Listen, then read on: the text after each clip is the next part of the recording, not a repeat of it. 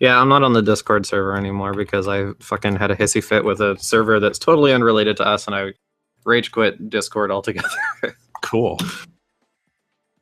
Yeah, I'm fucking cool that way. Wait, what? I got kicked out of that titty group, and I don't even know why. I didn't do anything except post titty. Post titty? Yeah, that's what they wanted. So I don't know what the hell happened, but I forgot I joined a different group, Midriff Hell. I haven't looked at that yet. Oh, exciting. Let's see. Well, people are in the chat. Okay, that's good. Let me know if everything's working. If it's not, I'll pretend to fix it and just ignore you. Yeah. Just like always. Ooh, that's midriff, all right. I'll keep that open. I'll keep that open for later. That's just titties. They just named it something. All right, I'm going to. It is Caesar and it is Everett. Oh, those are good boys. And Hey Cummos. Episode 287. I'm going to remember to actually say when we're having a break so that I can actually break the episode when I do the audio only version. This episode. Oh, hey, Willie. Star Wars suck dick and not in a good way. Yeah, I've heard the opposite from people who aren't giant super fans. So I think I'm still going to see it. Not in the theater, of course, but I'll see it eventually. I don't want to know why it's. Well, I heard it wasn't like Empire from the one guy I know. So I'm happy that it wasn't like Empire, and apparently it took some risks. Other than that, I don't know anything about it, and I want to keep it that way. I'm sorry you didn't like it, though. Yeah, I've also heard that it's not like Empire, which is good, because, I mean, one of the biggest things that I didn't like about Force Awakens was that it was the same.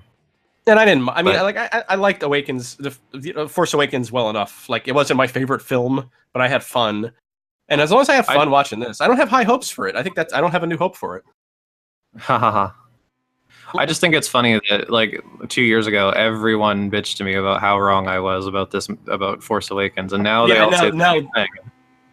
Yeah, and now this one's supposedly like a new movie, and everybody hates it. Well, so I guess, hey, maybe they were right with making the first movie exactly like A New Hope. Well, that's all fans want sometimes, I think. The same fucking thing over and over again, yeah.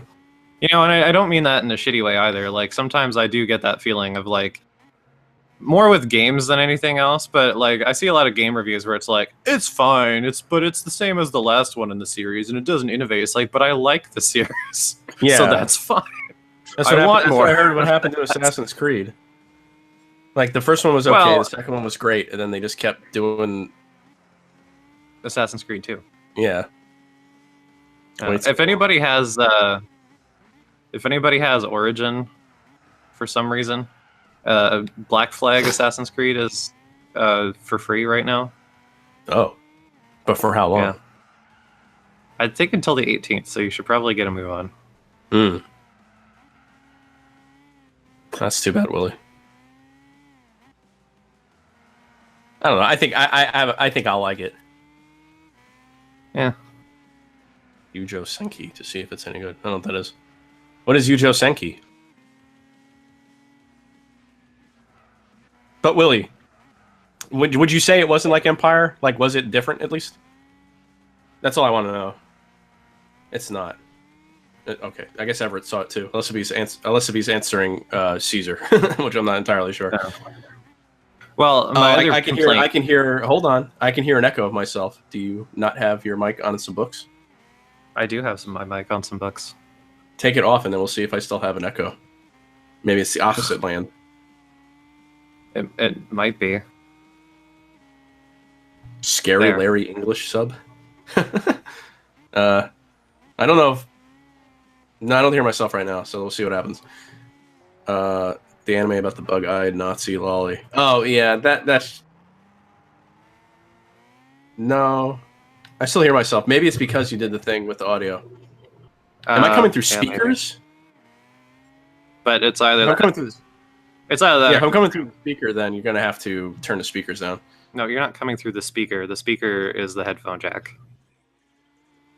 Okay. Oh, let me read the chat then while we're figuring this out. I like the Jedi, but I'm not a Star Wars fan. Maybe that's why. Maybe. The anime about the bug, yeah. It's Weimar Republic, lolly bullshit, Republic. Well, the thing is, Matt, they kind of rhyme. It's like poetry. Oh, okay. I get it now.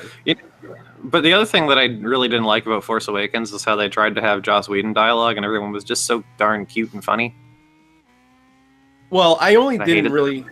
I didn't mind it. I still hear myself, by the way. So. Huh? I still hear myself. Oh, well, fuck you. I did start watching Red Letter Media again, and I can tell. They are funny, but I won't watch their reviews of stuff that I like that they didn't. But I know at least that's entirely on me. I can't handle critical thinking about movies that I like. It'll hurt your fifis. Yeah. There's a couple elements that were pretty similar now that I think of it, but it's not nearly as noticeable as Force Awakens. Yeah, and I kind of understand why they would do that with Force Awakens because they want to. It's it's marketing. Yep. It's part of the Disney. It's like marketing. It rhymes. Yeah, marketing rhymes. That's right. Yeah. What the fuck is this little fucking rocket car buggy? Anyway, I'm sorry. I couldn't talk about the game.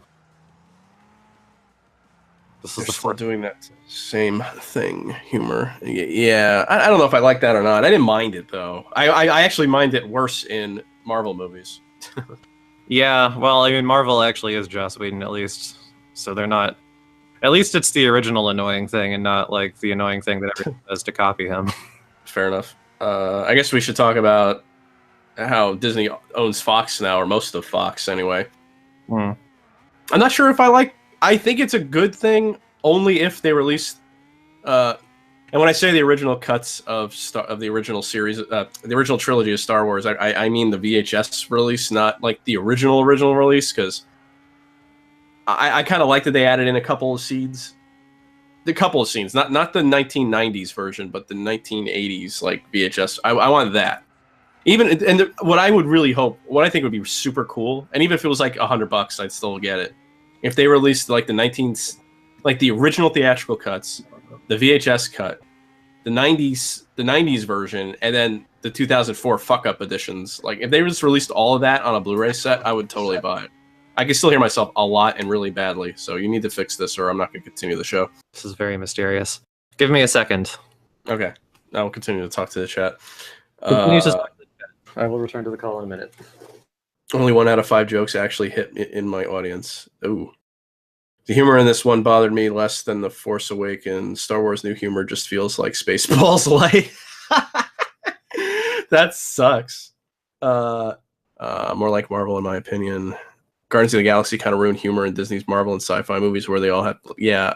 I mean, you guys know I didn't like Guardians of the Galaxy at all. Oh, I can't see the chat now. It wasn't so much the humor, it's just I couldn't follow what was happening. Come as a fuck. I don't know whether you mean DC as a whole was bad to begin with or just the new movies, because I would tend to agree. Okay, well, if there's no objections, I'm just going to, since I don't know what the fuck's going on, I'm just going to read the rest of the fanfic until Kate comes back. Okay, I don't remember exactly where I left off, but I do remember this part, so I'll just read it. Okay, well, welcome to hell. It was not a regular SWAT. It was bigger and burlier. In one metal hand was a soundcaster, a device which played sound effects and put them at any distance from the user. It had baited Serena with it until... that's okay, Thomas. I'm sorry. Serena with it until she was almost in reach. But now she knew what it had done and was running as fast as she could. The robot was gaining on her, covering the ground in huge strides. Serena glanced back. Fear was beginning to be replaced by outrage that she had fallen for its trick. "Let's see how you handle an obstacle course, you backstabbing creep," she growled, then began to dodge through the thickest of the brush and trees. This slowed her down a little, but it slowed the SWAT even more. She began to pull away from it.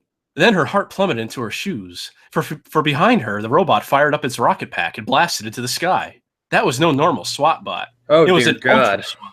As Stormtrooper is to Dark Trooper, so was SWAT bot to Ultra SWAT bot, and Serena was unfortunate enough to have one on her tail. I guess, okay, I should have started reading this before, but Hi. You're back. Hello. Sorry about that. I had yet another blue screen. I think it's because I was using Chrome. Do you still... Fucking Chrome. Fucking Chrome. Do you still have an echo? I don't believe so, no. Interesting. Let me... For a second, I thought it was me because I had the stream open. Oh. YouTube, but it wasn't. It was muted or paused or whatever. Okay. Let me start the stream again. All right. Again. Thomas Dolan is here. If it comes back, let me know. Okie dokie. I will. Oh my God. Oh, sorry, Everett. I guess you won't hear the rest of. No, by all means. You want me to keep reading it? Sure, fuck it. If you All right, want fuck to. it. I'm glad. I mean, if I'm gonna come back, you know. I'm gonna go back to in this going to end with the robot lubing his shaft with axle grease. No, Agnom, that's not it. This isn't that kind of Sonic fan fiction. We promised to read the rest of Christian Sonic fan fiction. Yeah, we promised to read the rest of this Sonic fan fiction during one of Mitch's Sonic Let's Plays, but it doesn't seem like he'll ever do that. So I'm gonna go back to Twitch. Okay, if there's another blue screen, I think I'm just gonna not stream and just do the call. Yeah, that's fine. I don't know what the fucking problem is, but I suspect the only thing that I'm doing that I did differently today than before was that I was using Chrome, and usually I just use Firefox because, but as my main browser. But remember how Chrome or Firefox, whatever, Hangouts won't work. Indeed. But whatever. I'm here. I'm clear. I want to hear. Let's get used to it. That I'm clear? Oh, here we go. Let me pop out the chat so I can have it next to the beautiful literature. This beautiful Sonfan. Yeah. GTA Online is pure anarcho-capitalism. Is this daylight savings? Yes, Ever. It is daylight savings. What's up? By the way, what was the verdict on Star Wars? Willie left a call, but the verdict was he just didn't like it.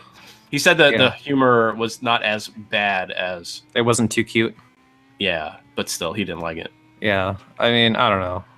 I just always felt like the original Star Wars movies, they had humor in them, but they weren't that kind of, pithy, jokey, fucking weed stuff, you know? Not at all. And it was really weird seeing that to me. But anyway, continue. Oh, okay. Let's see, where was I? Ultra SWATs had a wider area scan than regulars. Motion sensors, sound sensors, and sight sensors. You name it, they had it. Robotnik had Ultra SWATs in the making for quite a while, but was just beginning to... Oh, damn. I did hear myself a little bit, but let's just keep going. But was just beginning to deploy... Wait, do you have your mic on a stack or no? Yes, I do. What I can do, though, is I can turn your ass down. That might be why. Let me know. Welcome to the chat. Okay. Okay, where was I? You name it, they had it. Robotnik had Ultra SWATs in the making for quite a while, but was just beginning to deploy them. As a test, he sent several out after Sonic. Serena happened to look like him, and was now targeted as Priority Hedgehog. Wait, is Serena the vampire raptor or whatever? No, Serena is a Sonic's long-lost sister. Oh. You're thinking of I actually don't remember her name right now. Kildark? Yeah, Kildark. Kildark the Raptor. Knuckles the Echidna. Exactly. Right. The robot turned off his jetpack and smashed to the ground a few feet to Serena's right. She veered left. As she ran, she glanced over her shoulder, back at the robot. It slammed into another SWAT. It was standing there, arms folded and metal legs braced, just waiting. The U-SWAT behind her arrived, and another stepped out of the trees to her left. Serena was surrounded. It's presenting for procreation. Yeah. Simultaneously, the robots produced their cocks and aimed them at her. Drop your weapon, the biggest one growled. I didn't know robots could growl. Serena pulled out her pistol and let it fall. As she put her hands in the air, the one that had spoken, she noticed the status symbol on his chest, pressed a button to radio Robotnik. Have apprehended Priority Hedgehog. Request further instructions. Robotnik's voice came through a speaker on the robot's belly. Turn on the cameras. On its belly? Yeah. Immediately, the eyes of all three bots lit up as the internal cameras came on. 3 screens in Robotnik's computer room came on with different angled views of Serena. At first, Robotnik was disappointed it was not Sonic, but then he leaned closer to those screens and looked again. Well, he said with an evil smile. It is, if it isn't our little saboteur. Oh, you gotta do a better Robotnik voice than that. I don't want to. Oh. He pressed the button on an intercom. Knuckles, come up to the control room. I have something to show you. All right, Doc, I'm on my way, came the Echidna's voice through the speaker. A few minutes later, Knuckles walked in. Hiya, Doc, what's up? Robotnik motioned to the screen. He seems like a cheerful fellow. Yeah. He's a nice guy. He is. Take a look at what my U-SWATs call. Apparently this is like before... This is like when Knuckles was still a bad guy, I guess. Knuckles isn't a bad guy, he's just fucking stupid. Yeah, but in this, he's a bad guy. Oh. They snagged Sonic? No, look again. Knuckles squinted. Hey, ain't that the girl who blew up the main computer a few weeks ago? Uh-huh. Knuckles' face darkened. I still think we should kill her. Knuckles and his famous bloodlust. Yeah, I mean, he'd rather flex his muscles, right? Yeah. That's true, Agnon. Ed 209 on the original RoboCop did growl. My sentiments exactly, Robotnik agreed. Robots destroyed Priority Hedgehog. Serena would have died a horrible death if someone, or rather, two someones, had not been out scouting the woods that day. The head U-SWAT put away its blaster and clapped its metal hands together. All right, robots. It's time to dance, girls. No, it's let's slice and dice. Oh. All three robots snapped open panels in their lower arms, revealing razor-sharp saw blades. That wouldn't have been so bad. But they turned them on with a high-pitched high-pitched whine. Serena gasped as she realized that they were going to do what they were going to do to her. I'm not Priority Hedgehog, she cried. I'm somebody else. Yeah, said her voice behind the lead SWAT. I'm the guy you want, you stupid bots. What happened next was... Oh, I think I read all of this. First, you get out of here. First, you get out of there. Hey, maybe I'll just skip ahead to the next chapter. Fuck it.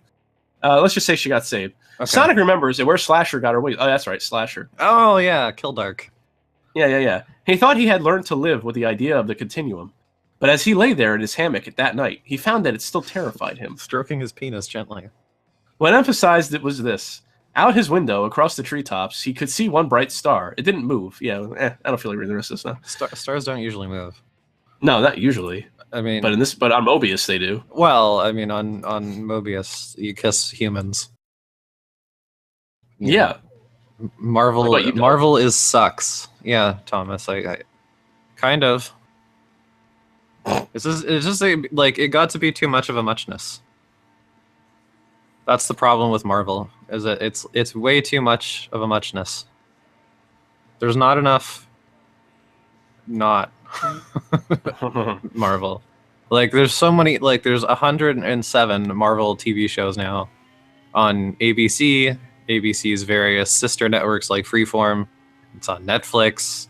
Like there's a billion movies every fucking week. It's horrible. You can't keep up with it. It's just too much shit. I've been told, though someone told me I should maybe give Punisher a try, so I will, but I'm not sure if I'll like it. Well, I mean, maybe, but it's just, it is too formulaic. You're right about that.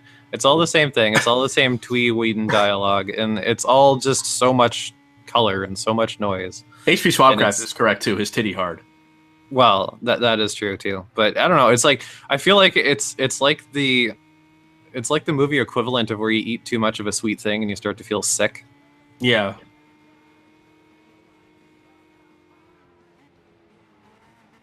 I mean, I have the word I'm looking for. Yeah. That is part of it. But I mean, I've sat through like 700 episodes of Star Trek, so maybe I shouldn't talk. But... Hey, Dolan, didn't you dress up as the Punisher and try to shoot the Green Ranger at the Comic-Con? At Comcast? Comic-Con? Yeah. Right. Comic-Con. Wow. Huh? The Twitch streams, I didn't realize the Twitch streams, oh my god, chat is so slow. Right now I see too formulaic.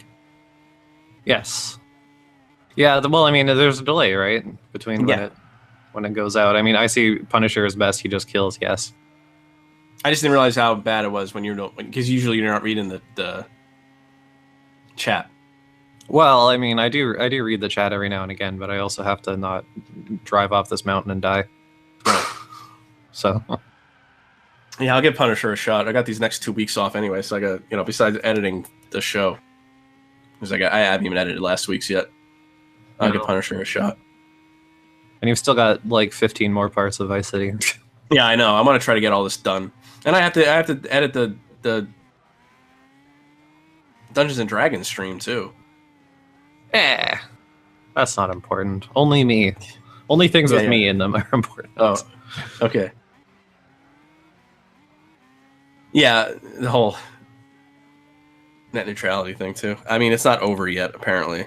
No, but And even when it's over, it won't be over because then we'll get a new president. They'll probably be a Democrat, and then they'll fucking either by then we'll all forget that net neutrality was a thing, and we'll just be used to whatever the fuck happens next, or they'll just overturn it.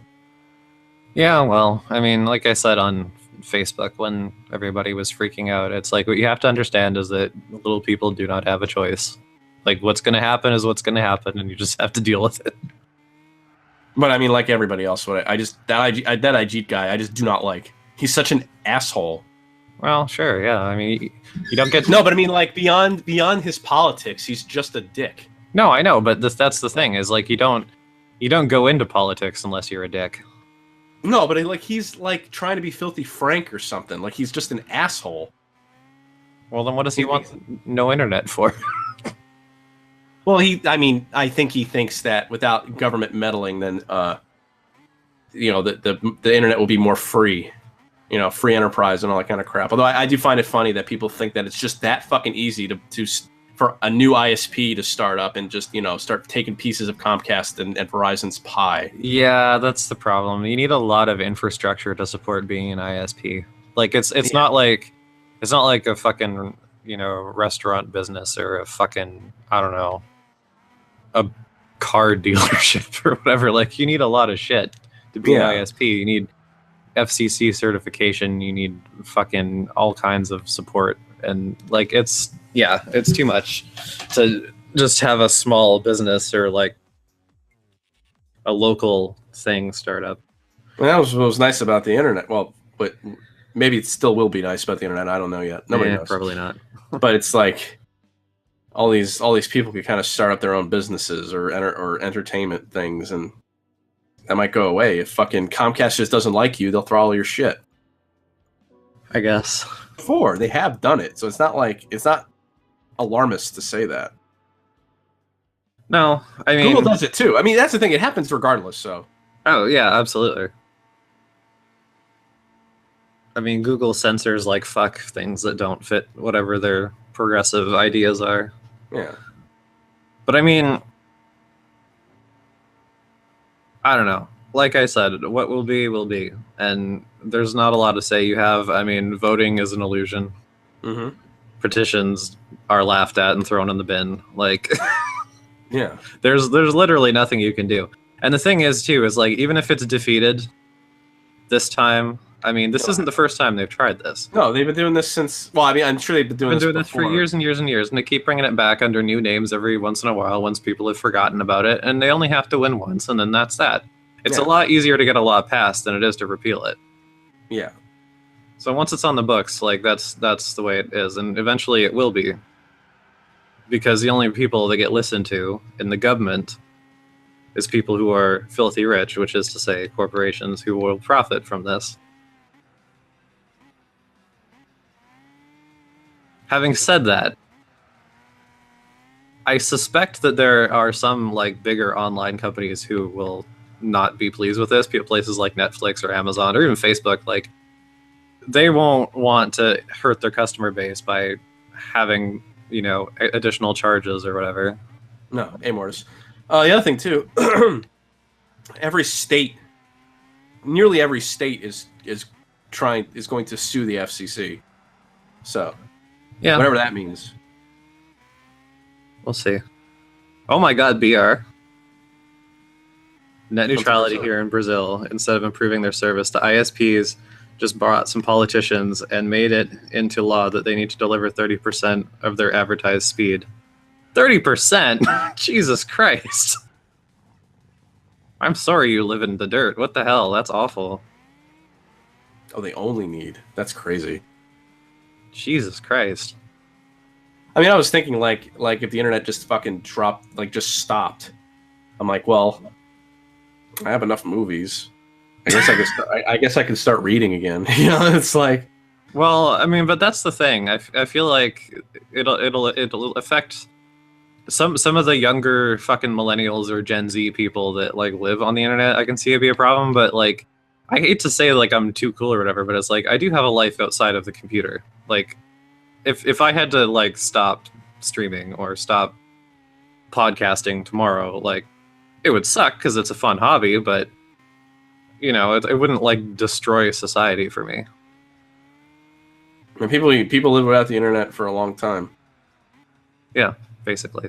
I mean, we didn't get a computer until I was 8 years old, and we didn't have internet on it until I was like 11 or 12.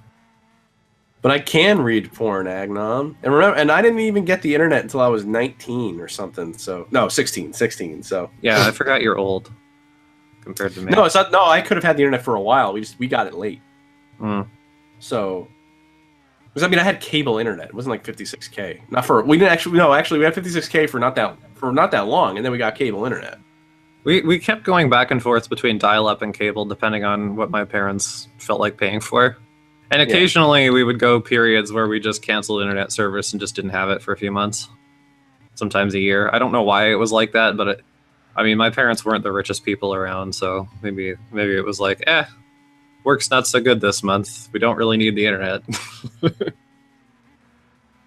other thing, and I'm like, I remember we didn't have cable we didn't have internet for like a week or something, and I remember like for the first couple of days it was really weird, and then I got used to it.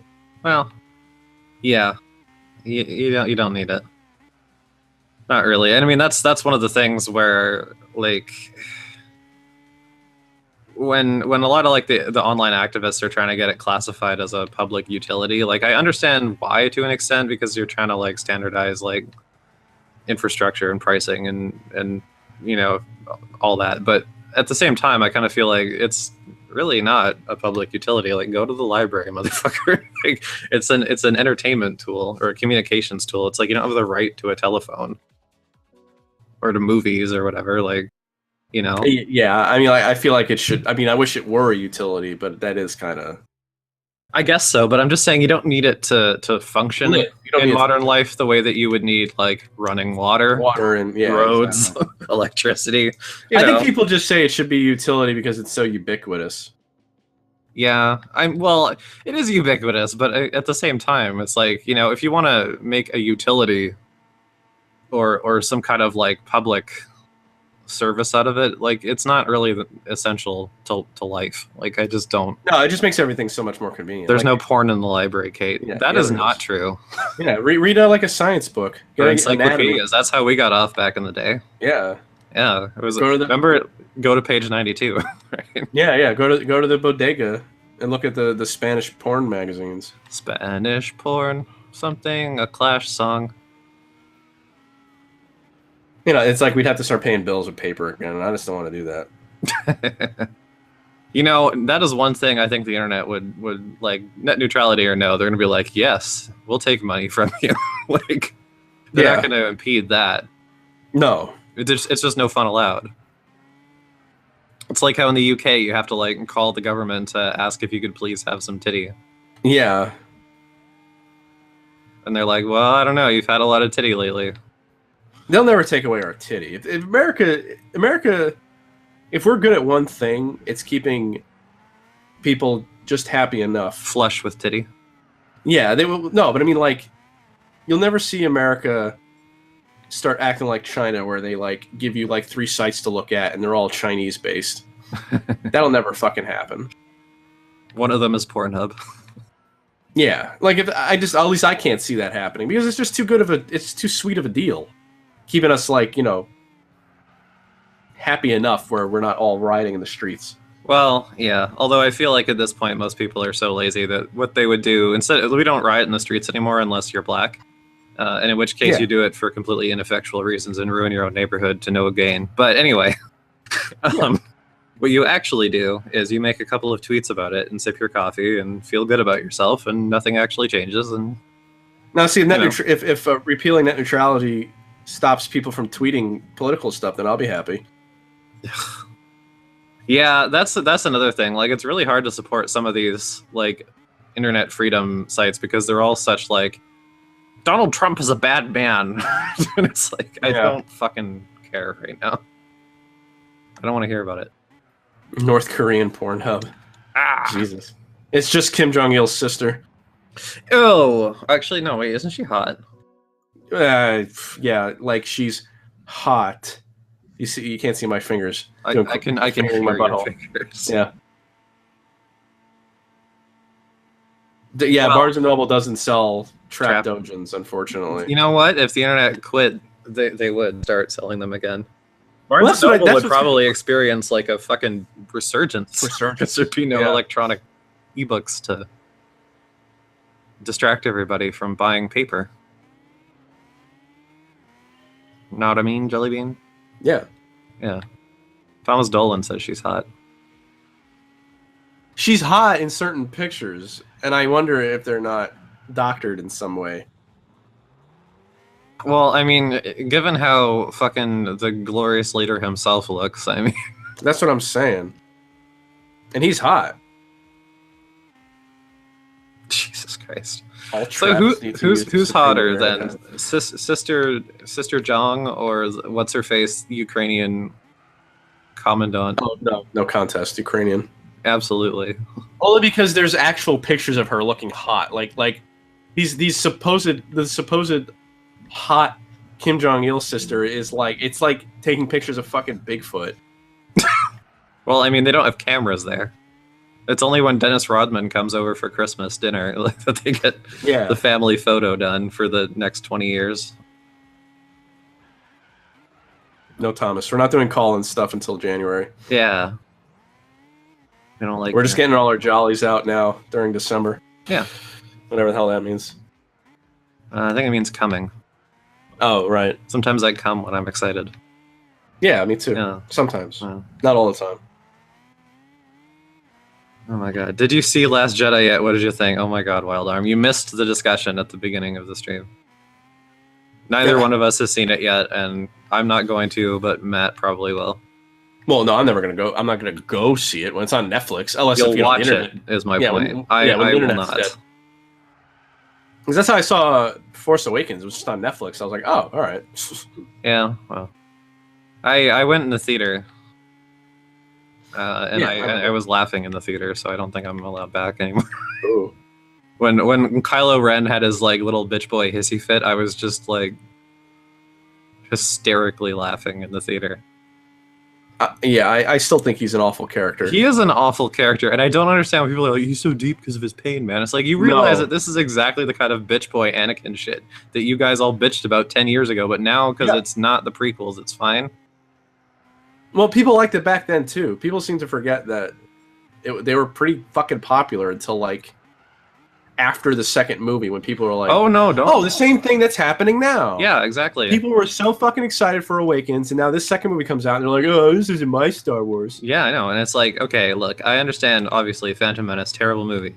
Everyone says it's a terrible movie, and they're right, but the thing is when it came out, that shit was everywhere. There was Pepsi cans with fucking Jar Jar Binks on it. Like, everyone was losing their fucking minds. Lines around the block. Oh my gosh, new Star Wars is the best thing in the world. New Star Wars. Holy shit. And then people, had some time to think and get over their excitement. Reality set in. Reality set in.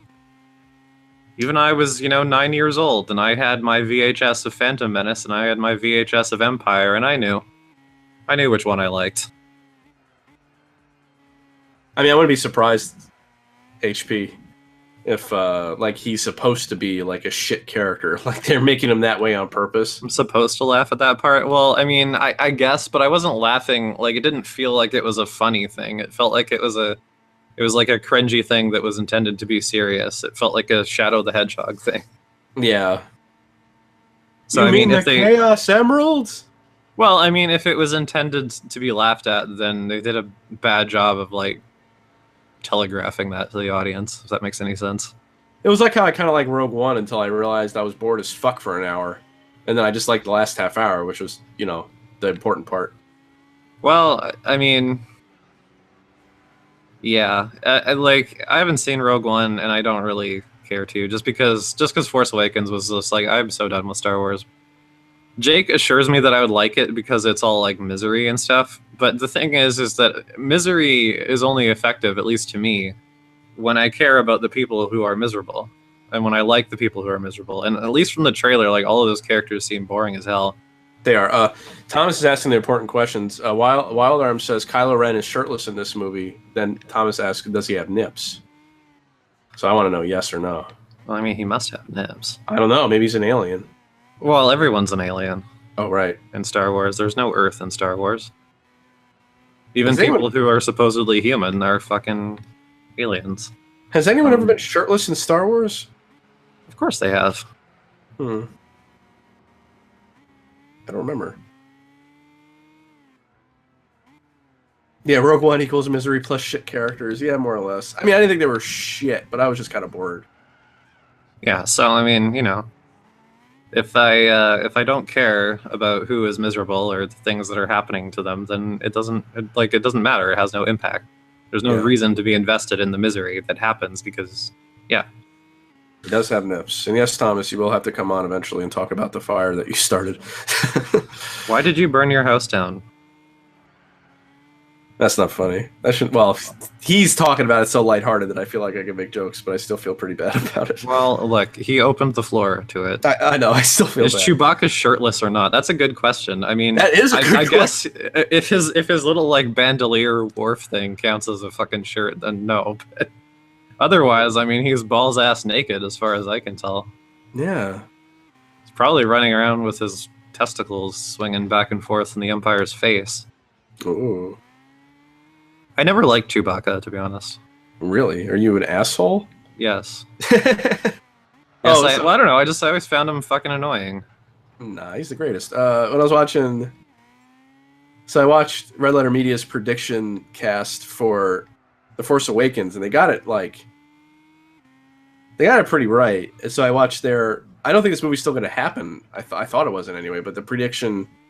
cast for the Han Solo movie. Oh, that's happening next year, as far as I know. Oh, okay. So they pitched a movie that sounds pretty plausible, and I recommend everyone watch it because if they're right, it should be pretty.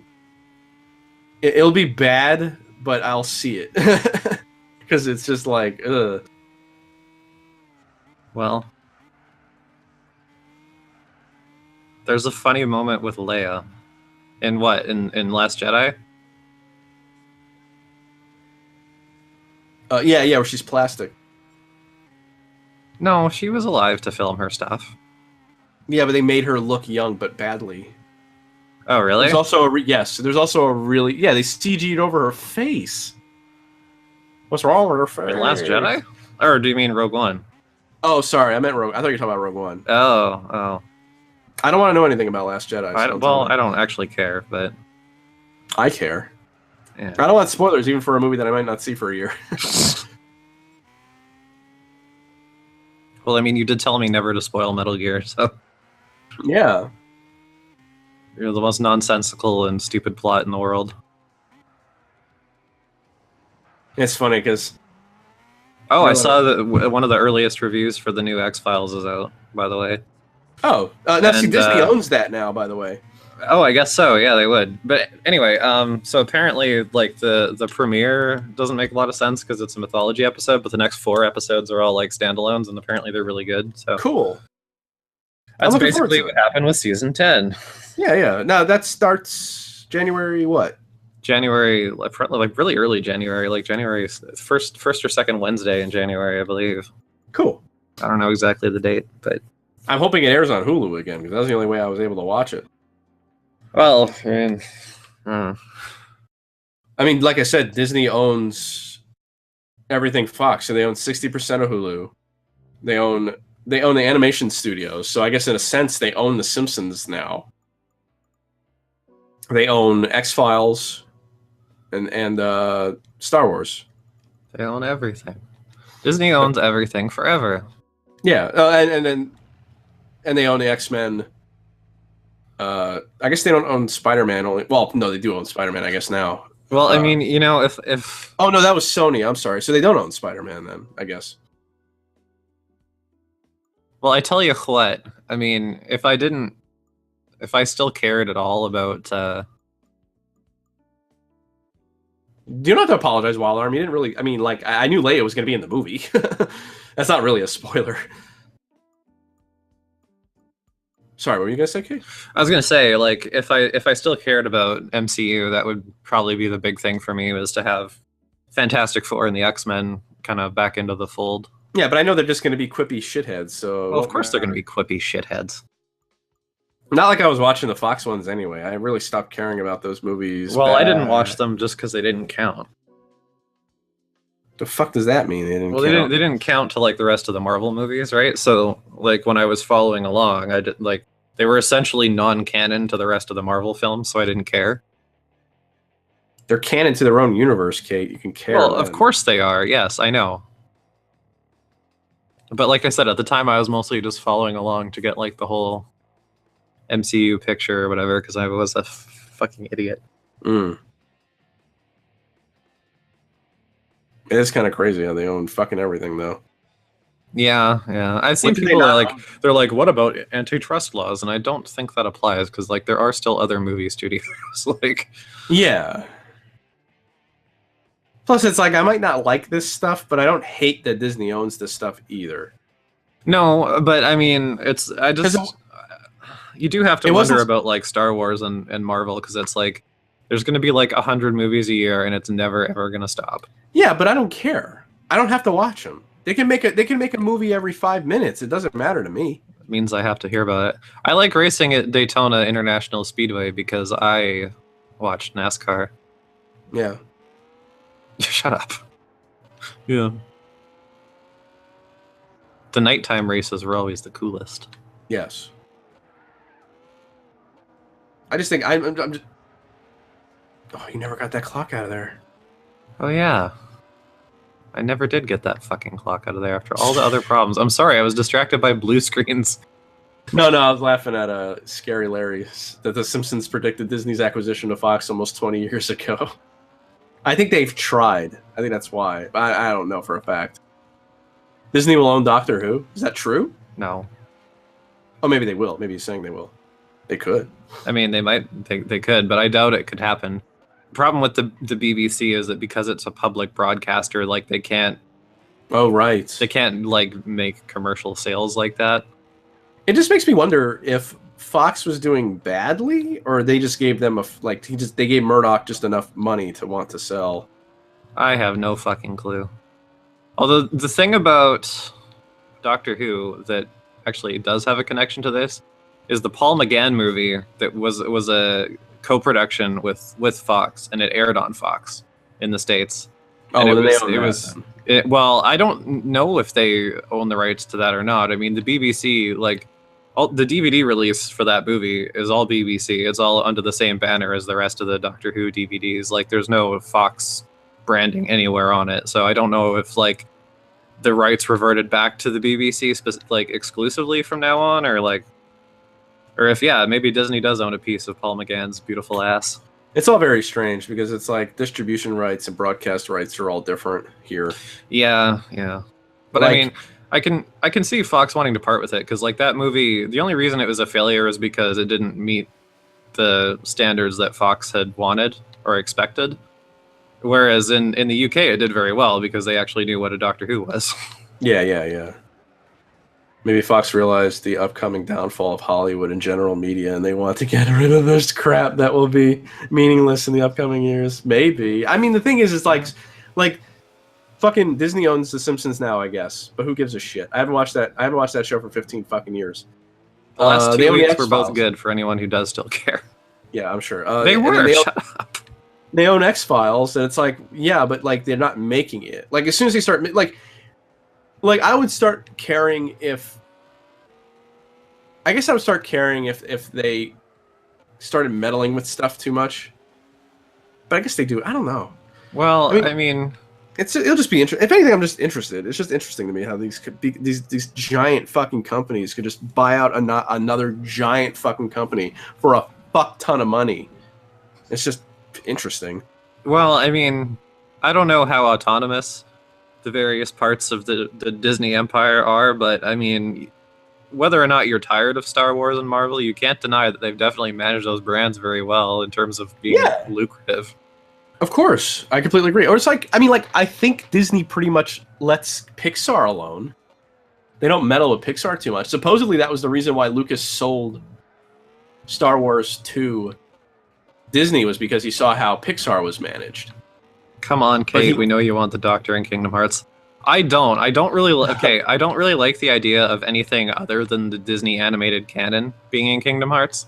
Like, I didn't really like when they included like Tron and pirates in there. It was just weird. I didn't mind pirates, but it was weird. Yes, And I liked Tron. I thought Tron being in Kingdom Hearts, I thought was rad. I never, but it's, I mean, I guess part of it too is I've never liked Tron, so. What's Grand Tour? I don't know what Thomas is asking. Does you watch the Grand Tour on Amazon? No, I haven't. I'm still working my way through Top Gear. Oh, that's the Top Gear thing. I watched a couple episodes of that. I thought it was pretty good. It's a hilarious show. It's them. I mean, you know. It's yeah, like I said, it's you don't watch it for the cars. You watch it for three idiots fucking around. Yeah. But no, so the Grand Tour is the show that Jeremy Clarkson and his other two co-hosts left the BBC to make with Amazon after Clarkson got fired from the BBC for punching a producer in the fucking face. So when Clarkson, they said it was assault. They never said it was physical assault. It was physical assault. Oh, okay. He had a hissy fit because of something like they were staying at a hotel and the kitchen was closed, so he couldn't have food, and he had a hissy fit or something like that.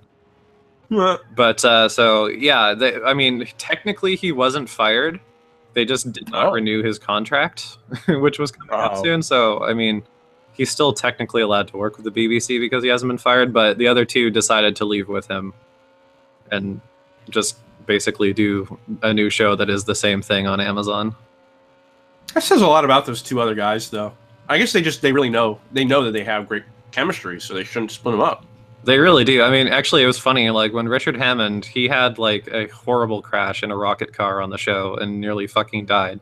And apparently, they had a pact where like if any of them actually died doing any of the dangerous shit they do, they'd have like they'd mention it at the top of the next episode, like semi-seriously, and then just be like, well, anyway.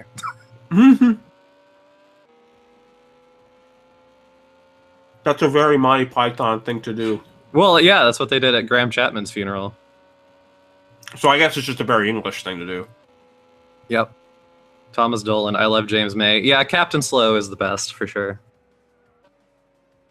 Is that the one with the long hair? Yes. Oh, yeah. I like the little guy the most, I think. BBC probably wanted an excuse to lay him off, thinking they had a good crew to replace him on Top Gear. Top Gear will now probably be canned. I don't think so. The Matt LeBlanc version has actually, like, gotten more viewers. The first, yeah, he's one of the new hosts. Oh, wow. For the new version. But, like, the first season or two after Clarkson and company left were considered, like, not good. But, he and his crew, like, have kind of won back some of the fans since then, apparently. I haven't watched any of the new stuff. But so I guess Matt LeBlanc is a car guy? Yeah, he is. Huh.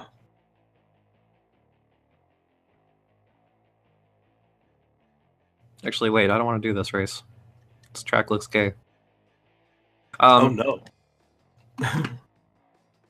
Fucking... But I mean, yeah, you're probably right that the BBC wanted an excuse to get rid of Clarkson because, like, they were saying offensive jokes and all kinds of, like, shit that got the BBC complaints all the fucking time. Yeah. Like, it was, like, one thing after another, to the point where the show, like, basically it's everything. It's like, Top Gear's in the news again, because what have we done now? He says the first episode got more views and the rest dropped off fast. Although I'm more curious with Bill. I guess Bill and Ted is Fox. If that's true, then Disney does own Bill and Ted, and if that's true, I would definitely want. Well, Bill then they and don't need Doctor Who. They've already got a time traveling phone booth. Yeah. What are normies ruining, Caesar? Oh, maybe. He's probably referring to Top Gear. Oh, you know, speaking of, there's this movie called Freaked, came out in 1993. It has the guy who played Bill, you know, the one who isn't Keanu Reeves. Yeah, the one that no one cares about. Yeah, and he's a director. I'm fucking with you. Come on. I know you are. Come on. This movie, it's not. I can't say it's good, but it's got a lot of practical effects and makeup work and claymation, and it's just a strange movie about a freak show and this like asshole celebrity, his friend. Sorry. Continue. A celebrity, his friend, and a protester get caught up in a freak show where this guy mutates them with like some kind of corporate chemical. Uh-huh. And there's all these other freaks. And what's funny is that there's the dog, there's the dog boy, the bearded lady. But what's interesting is the dog boy is actually Keanu Reeves uncredited. Oh, seriously? Yeah, and the bearded lady is Mr. T. He's not a lady. Well, no, that was a bit rich coming from me, but yeah, no, he's like for real. He feels like he's a woman, and then when he goes to the guy, the freak show guy, he goes, I just don't feel happy. He's like, well, I could turn your dick into a pussy or something like that.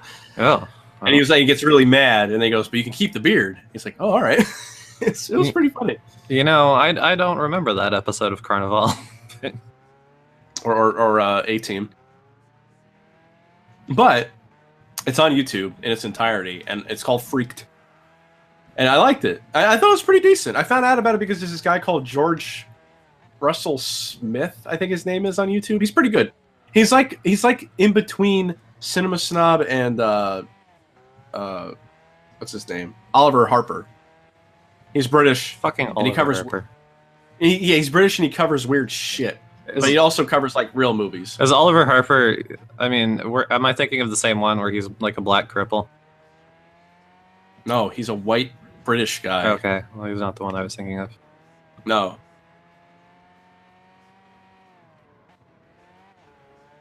George Takei. Oh, Scary Larry actually remembers that movie. Yeah, I don't remember that movie at all. I mean, I guess I was kind of young when that movie came out. It's probably why I don't remember it, and apparently it didn't do too well. That's kind of the charm of it, is that it looks like it really feels like a movie. Like they didn't care if people liked it or not. They just wanted to make something really fucking weird. Hmm.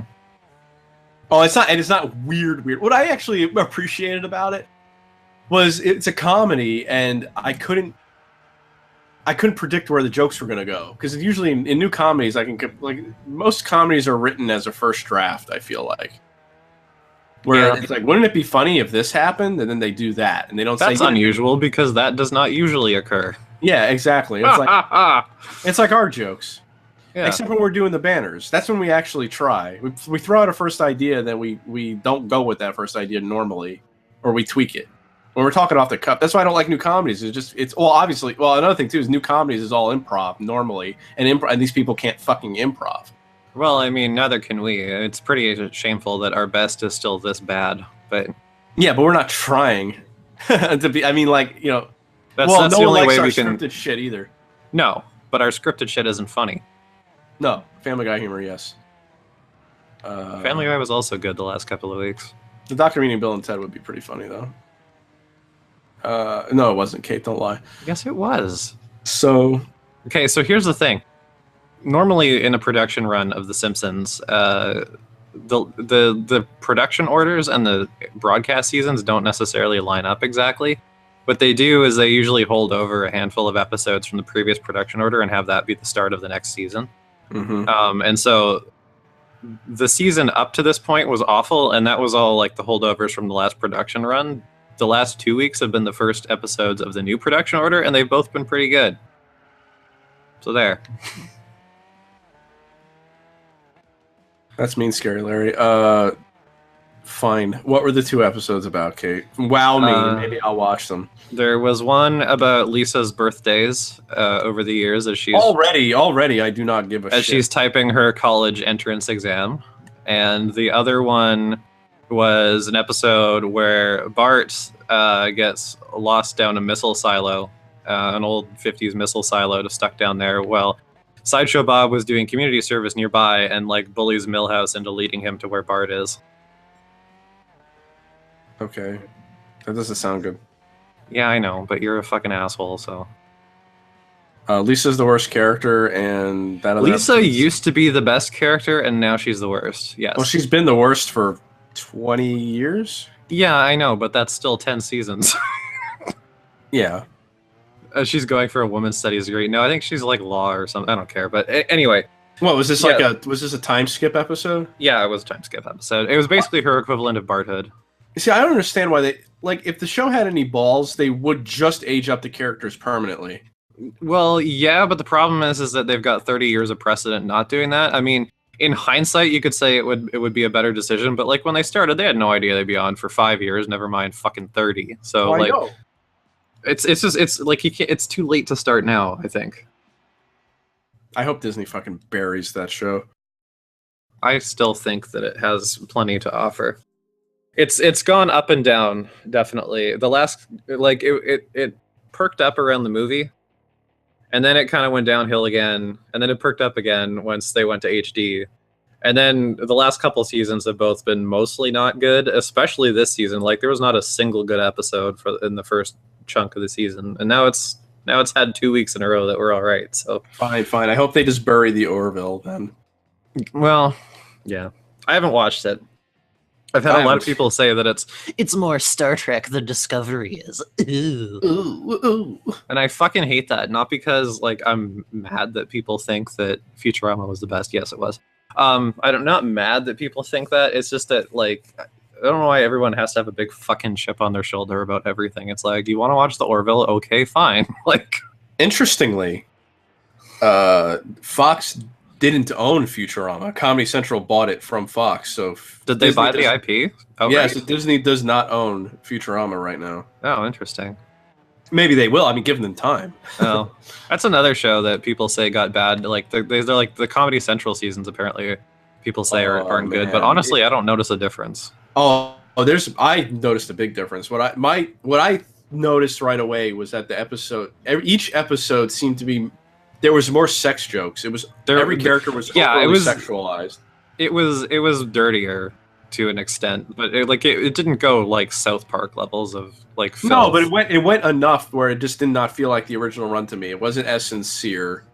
It was almost like a parody of the original seasons.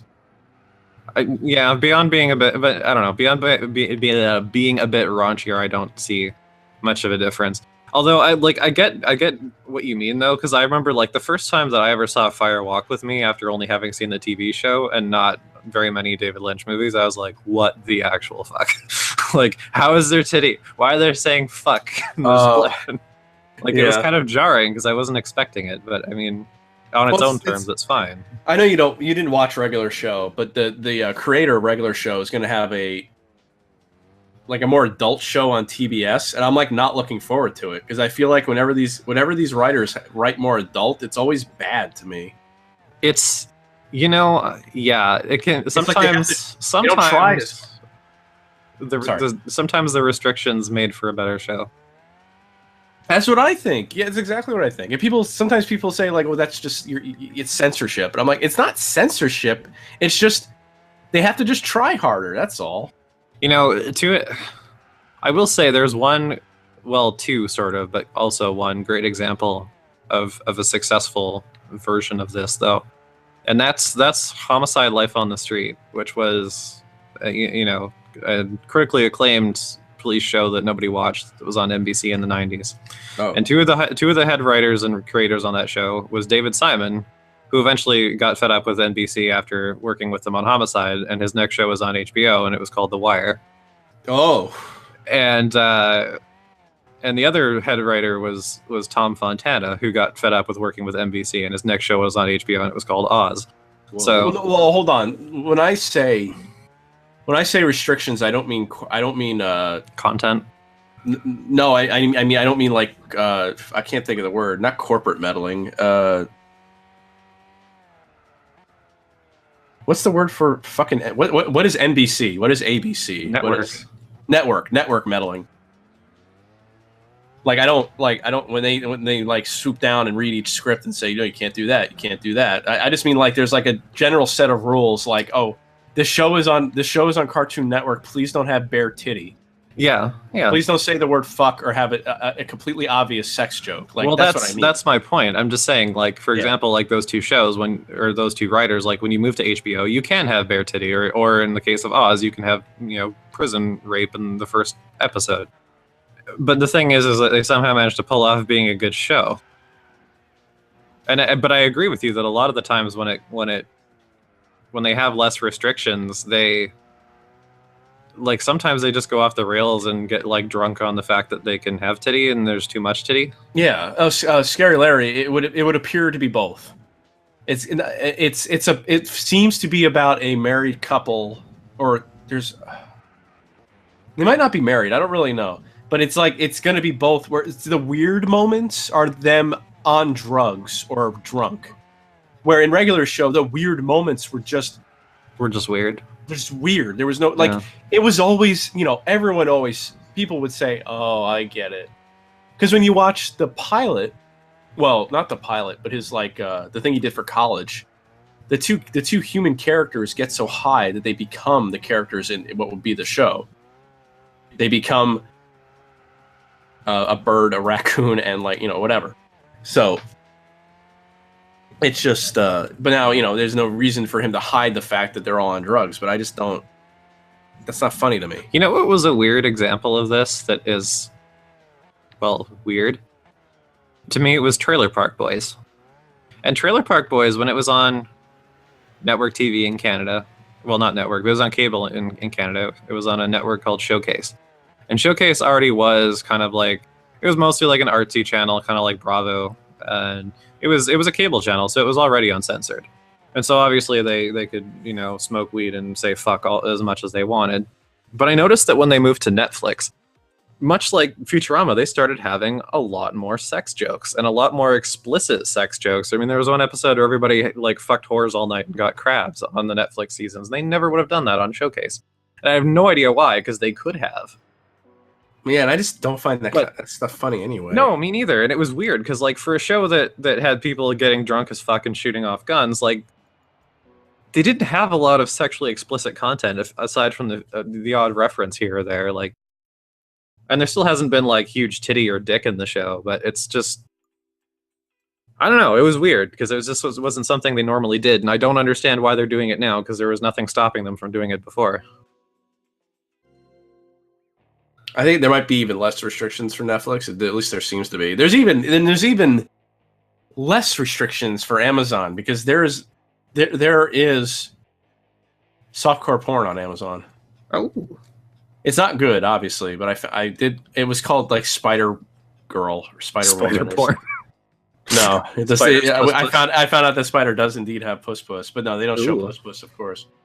I remember when I guess it was, I don't know if it was TNN or Spike at that point, but I remember when Stripperella or Stan Lee's boob show, cartoon came out. Oh man, did I ever want to watch that every day? It's bad though. It is a terrible show. Yeah, but this is what we did before we had internet in the house. It is gotta watch Stan Lee's old man porn. When The Simpsons were good and writers left the show, they made even better. They made good stuff. Like, you know, I think people might not remember that The Critic was written by writers of The Simpsons. Oh yeah, well, I mean that was why there was that lame ass crossover. Yeah. Oh, true. I do forget about that. Futurama, obviously. Conan O'Brien. Yeah. I mean that's the. I mean, when people have like analyzed when The Simpsons became bad, although I obviously disagree with that point, when like it's usually they pinpoint somewhere around season 9 and 10 is basically when the last of the like original core writing staff was gone, and that was when things like noticed a sharp drop. And I still think that to an extent, I mean, even if they had stayed, I think it still would have gotten tired, because like, you know, the official showrunner still is Al Jean, and Al Jean has been on the show since like season 2. And anybody who writes the same show for that long is going to go fucking insane. Like, there's no, and I think it's not surprising why they do so many like anthology shows or like flash forward shows these days. It's because it's a way to tell different kinds of stories than they've been allowed to do for the past 30 years, because they can't age the kids. That's what I was saying. They should just do it. I mean, if they're good, and I agree. And like some of like their flash forward episodes, like those are some of the best episodes they've done in the last few years. Like Bart Hood was really good, or Days of Christmas Future Past or whatever the fuck was really good. Like, and it's just a shame that they didn't make that decision in the beginning, because now they're stuck with it. But like I said, there's no way they would have known. They don't have to do anything though. No, I know they don't have like to. Like a rule they made 30 years ago. Why can't they fucking change it? I would guess because Fox doesn't want to upset. Like the Simpson family and the Simpson characters are so iconic. Like I don't think that the Fox wants to take the risk of introducing. Well, guess like, who doesn't own the Simpsons anymore? Yeah, I know, but I mean, they fucking Disney hasn't had any input to the show yet. Not yet. At all. Yeah. So my point is I don't think they would want to replace, them with new character models. I mean, it would be at this point, it's like replacing Mickey Mouse with somebody that's got like a soul patch and zits. You know what I mean? Well, I mean, but they do that with. They've done that in the past with, like, say, I mean, maybe they're minor characters, but Huey, Dewey, and Louie, they aged them up for a show that sucked, but they did it. That is true. I mean, I wish that they could have done Disney it. would never, ever, ever, ever fucking do that to Mickey. Yeah, Mickey is too iconic. So maybe the Simpsons are too iconic, but I think at this point they should. But other characters have aged though, like the octuplets have aged. Yeah, and other things do happen to characters that stick, like Apu getting married or Selma, and characters dying. And that's the thing. It's like they could age up Bart and Lisa, just like to teenagers, and they wouldn't have to age Homer or Marge. Well, I mean, but like when you think of it, Bart would be, Bart and Lisa would essentially be their parents' age when the show started. Oh, I know, but now, and that would be. They don't have to do that. No, but I think it would be interesting if they had done it from the start.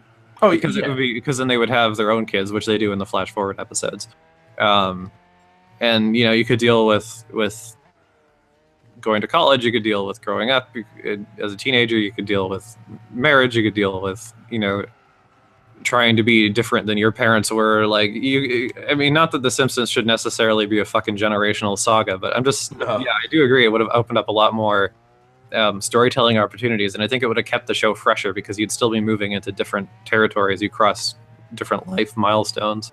Yeah, which I think is why the flash forward episodes have so much appeal to the writers these days. But at this point, though, like as far as I know, they still don't have a renewal for the next block of episodes because Simpsons' renewals come in twos, and they were renewed for 29 and 30, and for as far as I know, they don't have a renewal for 31 and 32 because of the way that the production blocks work. Like I mentioned before, like there would be enough even if they were canceled for a short 31. So, I mean, I guess if they're not renewed again, then that would be it. But, whatever.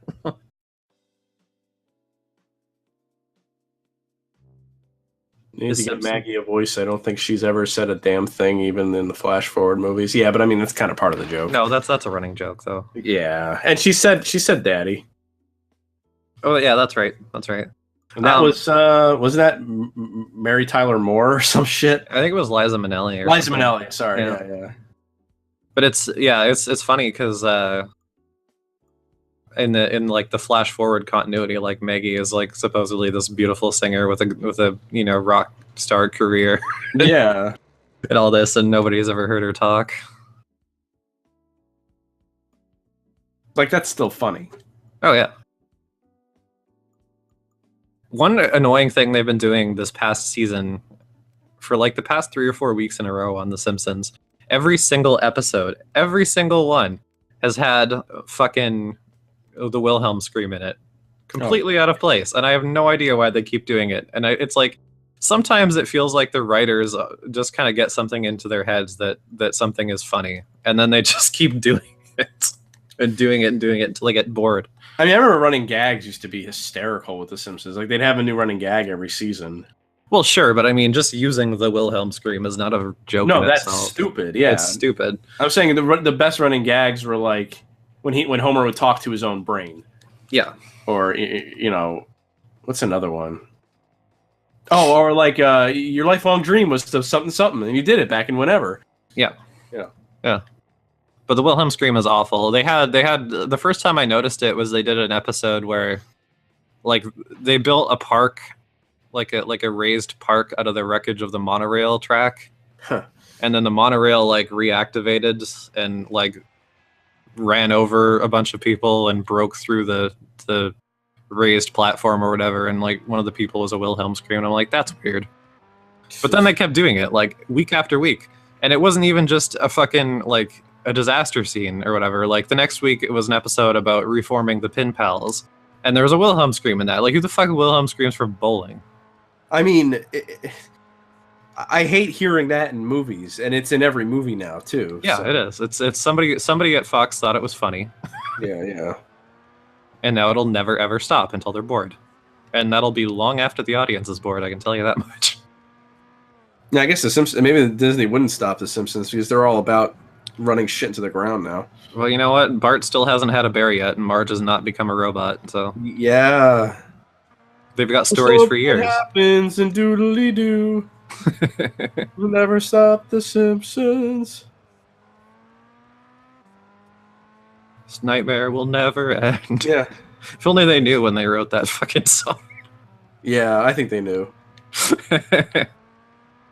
How about a crazy wedding? Yeah, that's the first part. How about a crazy wedding where something happens in Doodly Doo? Yeah. It's, you know, it's like 3 years is like average lifespan of a show. 5 years is great because you hit that 100 episode milestone. You get the syndication deal. 7 years is a nice full life, and it's time to retire. By the time you're on season 10 or 11, you're thinking, I guess we're going to be here for a while. And I own the DVDs up to season 11 because there's still some decent episodes in those seasons, and I still like the show. But like that is after 11. No. I mean, like they're not the best. The best episodes are seasons 4 through 7. I think. Probably. I mean, like I said, I know I'm in the minority on this, but I feel like the high points of modern Simpsons are just as good episodes of classic Simpsons. It's just that they're a lot more rare these days. Which is a shame, but it's less quality and more consistency, if that makes any sense to me. Well, and I still collect the DVDs even past that, just because I like all the commentaries and the extras are really good. Thomas, Top Gear is on season 24, but like I think they do 2 seasons a year. No, but I was gonna say I think what's different about that is it's not. I mean, I don't know. I don't think they're reading lines. I think it's just 3 guys who have really good chemistry, and you can do that forever. No, I mean, so like they do have like when they're doing like scripted bits and you know, skits and stunts and stuff. I mean, obviously that some of that stuff is planned. But the thing is, it's also it's a car show. Like, there's always going to be new cars coming out. There's always going to be news to talk about. And that's the reason why I don't think South Park has got stale either, because it's tied to current events and it comes out fast enough that it's still relevant. Like, there's always something to discuss. But that's what was funny about South Park and why I fell off from it, was because I didn't care about current events and I didn't know what the fuck was happening. So I couldn't. The show wasn't funny to me because I just didn't get it. Yeah, there have been a few episodes where it's like I can't quite hop aboard the train with them because I don't know what the fuck they're talking about. Yeah, and that's not their fault. Well, no, although it does date the show. Oh yeah. But that's what's funny is that they used to they would have current events stuff, but they would put a spin on it that made it funny. But like there was just for a while there, it was like, okay, I don't know who they're making fun of, and also this isn't funny. So yeah. The newer episodes seem okay, but I haven't really been watching it. I picked up season 12 of Simpsons recently, since people in the chat are saying they've got DVDs. So season 12 actually has some better stuff than I thought there was. Like what? The Crown and the Nose, the Snow Day one, Trilogy of Error. So yeah, that's what I've said this before, but the episode that made me stop watching was the Robot Wars one, where Bart wants to build a robot to fight in like the robot. That isn't season 12, and it's a bit much. Oh, so I did stop watching in season 12. Oh no, I think I actually stopped watching around season 14, but it's hard to say. I mean, the thing is, they were in syndication so much. Like, you might have seen that episode during season 14. You know what I mean? No, I watched it when it came out. Every Sunday night, my ass was in front of the TV to watch The Simpsons. Like, you do not understand how much I love that show. I really don't. Yeah. But, I mean, I actually don't hate that episode entirely, because I do like that the relationship between Bart and Homer in that episode, even if the situation is ridiculous. Well, that's the thing. I found the situation entirely too ridiculous, and it was like the show is always ridiculous. Since they were a cartoon, they could do anything, but it was always grounded in some kind of reality. Mm-hmm.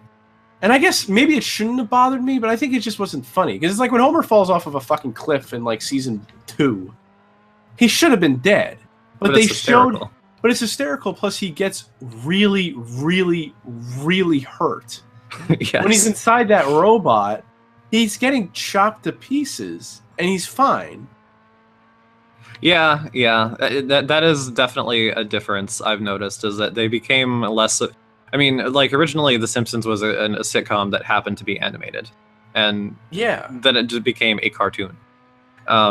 It's like Caesar asked, do I agree about season 20, that season 20 is boring as hell? I don't remember any really big standouts in season 20, honestly.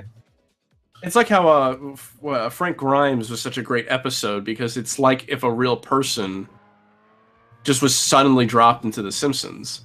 For sure. But you can't do that kind of stuff when you still try to have your cake and eat it too, with like real stories, but Homer's getting like fucking bludgeoned to death. It's like, it just doesn't... Plus, I didn't like how the show's getting gory.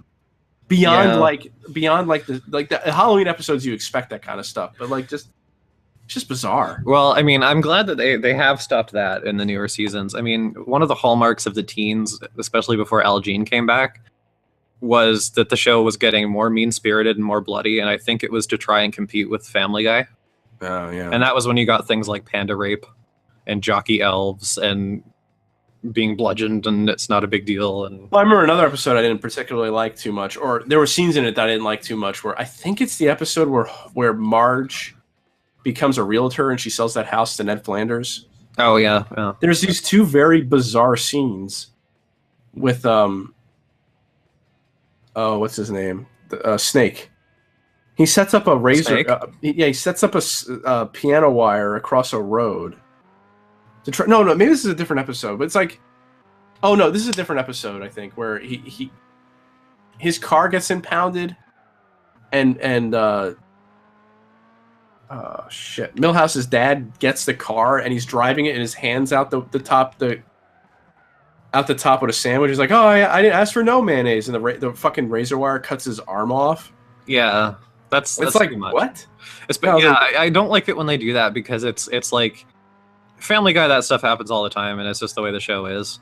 But The Simpsons, it's like, when something like that happens to somebody in The Simpsons, it happened to somebody. Like, usually they don't, and they've been doing that. Started doing that a lot more in the teen seasons, where it was like, they'd have gags where somebody was like seriously like disfigured or dead, and then they would be fine the next episode. I know Simpsons isn't like continuity heavy by any means, but still, like that, they never used to do that. And it's too far for the show. Yeah, what is that? Just the plot of that episode that Homer buys Snake's car? Like, what was the B plot? Or that had to be the B plot. Like, I wonder what maybe the A plot is. Marge is the realtor. I just don't know. Yeah, but I am glad that like in the Al Jean seasons, especially post movie, they really toned down the that kind of stuff. Like they brought back some of the more, or at least tried to, some of the heart and the warmth to it, and there's not like they're nowhere near as mean spirited as they used to be. That was my complaint about Family Guy too, is that I felt like it got too mean spirited. Oh, absolutely. Which is I've also noticed they've been trying to dial back as of late. Here comes the creepy door. Ooh, because I think I said tell him to get the clock out of there. So I said I don't like watching YouTube people like that anymore either. No. Like I don't know what it was, but like it's kind of strange how the Obama years brought out the worst in people. So that's an interesting way to put it. I don't know if that's... I mean, I think it started with Bush. People got more mean-spirited during the Bush years, and it continued on through Obama. Well, that could be. Maybe it's because of the fucking economic collapse that everyone was pissed off because they had no houses. Oh, right. Oh, yeah, you know what? Hey, I'll ask people. John has been a lifelong Simpsons fan. He loves classic Simpsons. It's his favorite show. The last 2 weeks, the new like episodes were good. Yeah, not bad. Yeah. Both of them. Yeah. Bad. Yeah, surprisingly good. Yeah. All right. Well, maybe I'll give them a shot. You won't Probably like not. them. I know you won't. Yeah. You don't like anything. But I'm just saying, like, if people want to check out the show, those are some episodes to check out. Honestly, I wouldn't recommend watching every week because, like I said, it's way too inconsistent for that unless you really like the show. But there are still worthwhile episodes that get produced every now and again. And I will say, if I can talk on here for just a second. You can. Of course, yeah. It's inconsistent inside single episodes, too, Mm-hmm. where a single episode can overall be not that good, but have specific jokes in it That are just hysterical. Incredible. Absolutely incredible. What was that? You lost your shit last week? Santa's little helper smelling Bart's dog to try and track him down. Yeah. And just goes Bart's sock. Yeah, goes on the hunt. Yeah. Bart's sock, smells it to try and track him down. He's lost in the woods. Right. And he's going, and Homer and somebody else, Grandpa. Chief Wiggum, or Grandpa, yeah, Homer and Grandpa are following Santa's little helper, and like they're going through the woods and stuff, and then it's just smash cut to Santa's little helper, led them back to Bart's dresser. They barge into Bart's room to his fucking sock drawer. Okay, that is funny. And it was just like, Jesus Christ. I mean, I guess.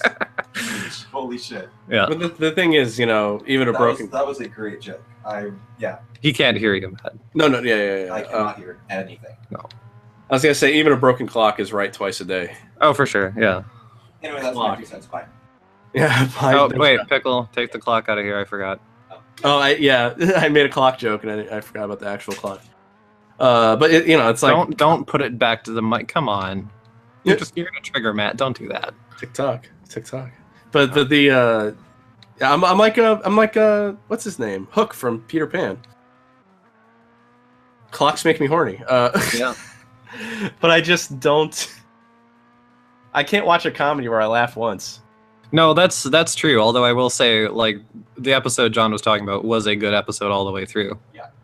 I'll give it a shot. But I'm just saying, I think it was just an example of, like, there are times when a joke just hits you in just the right way that you laugh yourself silly. Well, I kind of finally came around to, but still not entirely, to the Eric Andre show, where I can watch the interview segments for 2 minutes, because they're in 2-minute chunks, and I'm like, okay, this is funny. Now, can I sit down and watch that show for 20 minutes, however long it is? Fuck nope. No way. It always opens with the same joke, him wrecking the stage and fucking up the drummer. Mm-hmm. It's like, okay, that was funny the first few times. Like, it's not funny anymore. But when it's always a different guest and they react differently, that is fun. And they try to do different things to get the Howie Mandel one was funny because he's such a germaphobe. So that was to watch him kind of get grossed out was funny. Or when they released a bunch of rats out of the desk in front of some chick, that was funny. How many rules did they make? No, they made one, and then they threw it out the window. Oh. Now I can really hear myself. Oh, really? Now I can't. Oh. No, now I can. Now I can. Yes. Oh my god. It's I don't understand. I don't understand either, because nothing has changed. Am I on DVDs? Yeah. Interesting. Yeah. Oh, well. That's weird. Now, who was John Schwartz? I remember. I know the name, but when did Schwartzwelder write for the show? For how many seasons, or forever, or whatever? The classic seasons, mostly, I think. All right, yeah. I think he was one of the later ones to leave, I think. Was it Jericho or Stone Cold that was on an episode of what? Jericho. Andre? Yeah, it was Jericho. That was pretty funny, too. All of them were funny except for... Well, I don't know. I mean, I think the ones I watched were funny, but I didn't watch every single one. It's just the idea of people going onto that show. Just, like, they had no idea, I guess. Although, some people definitely were in on the joke. Like, or at least... I know the one guy definitely was... I forget his name now. Some black guy. And then there's, like, some Italian guy from The Sopranos. And I think he was... I think he might not have been in on the joke, but he rolled with it enough. Because at some point, so he's like, got a new sauce. And he calls out the naked intern. And the naked intern puts his balls and dick into the sauce. Oh. And that's when he gets really serious and says, "Don't disrespect my sauce." And then he's like, then Eric Andre puts the mic up to this guy's dick and says, "Mr. Whatever his name's penis, have you been lying dormant for years?" And the guy gets up and like starts pushing him around, and then he pushes him onto the chair. Then he picks up the entire chair and flips him over with the chair. So I don't know. He looked actually kind of mad, but I mean, he's a Sopranos actor, so like, who is he on Sopranos?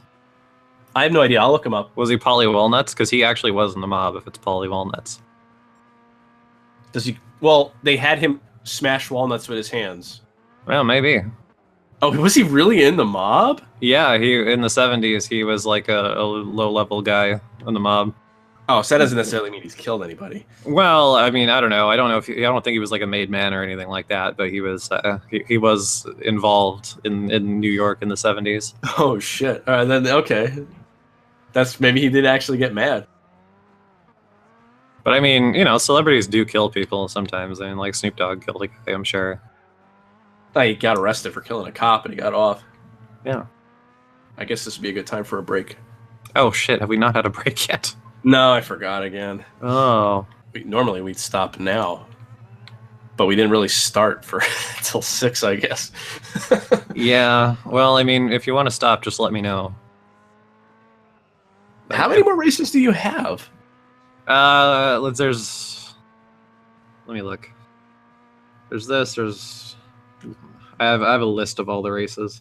So I went to 1, 2, yes, 3, Mike.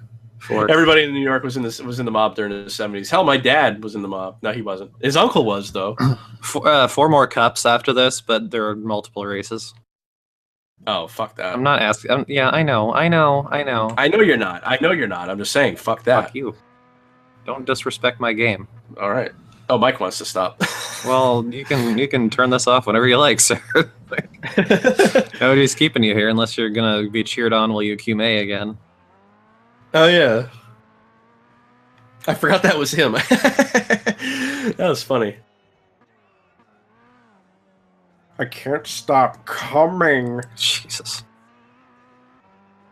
Oh. I didn't realize someone they just cut that part because I was trying to find it and then I typed that into fucking YouTube. I was like, oh, there it is. There it is. Fuck the just watching away. him. Yeah, just watching that scene out of context. I mean, that scene's kind of. Yeah, you can leave, Mike. Yeah. I mean, you know, we won't love you anymore. No. And you're out of my will if you leave. You won't hear any more sweet Simpsons talk or whatever the fuck. But... Yeah, whatever the fuck we're doing. But watching that scene's kind of out of context anyway, but watching it really out of context is just with Mary Kate and Ashley Olsen as children on a show with cum flying at it. It's like, yeah. Well, that's Plinkett for you. Yeah, Plinkett's a great human being. Yeah. Did you watch the one the Force Awakens review with Plinkett? Yeah, like a year ago when it came out. Oh, okay. No, I'm just saying because it was pretty funny because at the end, fucking Lucas and what's his name show up. J.J. Abrams. Yeah, they're gonna kill him. Yeah. Corporate tool. I don't have a house, Thomas. Oh, unless you're asking for Mike. Mike probably has a house.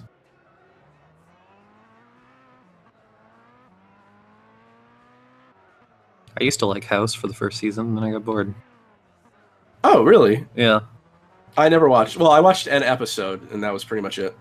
That's. I didn't even hate it. I kind of liked it, but I just didn't. It's not my thing.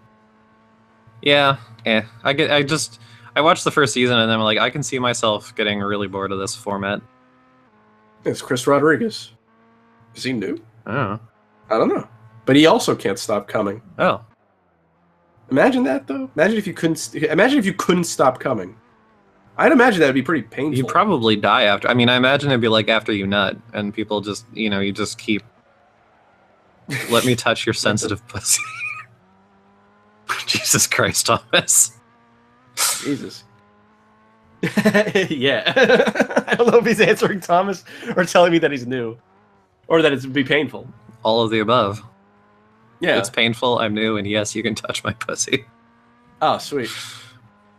But I mean, you ever jerk it so often that you fucking hurt when you come? No. Oh. I mean, when I was like 12 and I first discovered jerkin your turkin, I definitely had like skin irritation. You know, but No, not ISIS. If you come too much, you start to jizz blood. Oh God! Or no, you start to jizz blood and ants. Remember that classic 4chan fucking thread that I don't think anyone else remembers except me? Nope. That was a the good guy one. that's aroused by tiles, but I don't remember that. God, remember when 4chan used to be good, or was it never good? No, it was never good. Oh, okay. I was young, but I wasn't. I was young for 4chan, not. I met my second girlfriend on 4chan. Are you fucking kidding me? No, we fucked. I met her in real life. Apparently, she was somewhat of a hooer. Well, no, but I mean, she had pictures of herself, and she had a name. Boxy. I don't remember her name. No. Line no, trap. No, no. I wish. No. What was the other one? Scary Chan or whatever. What was I don't know. No, but it's like I don't remember what her name was, but she had somewhat of a reputation. Yeah, was yeah. It was Swift? Funny.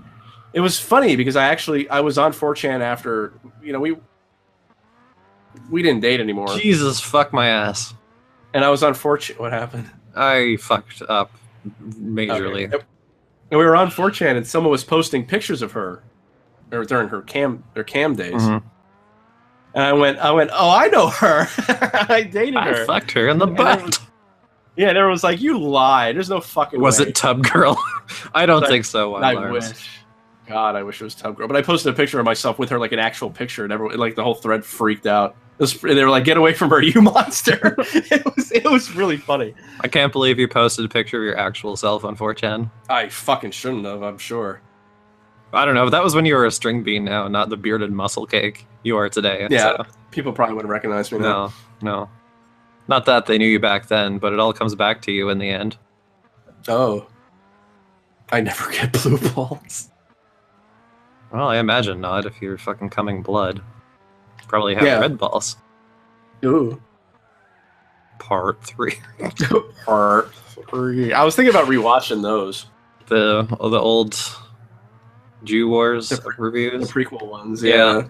I considered it as well, but I find that especially in Revenge of the Sith one, like they got so much with the drama and the skit part of it that I started to get like I just want to hear about why the movie is bad.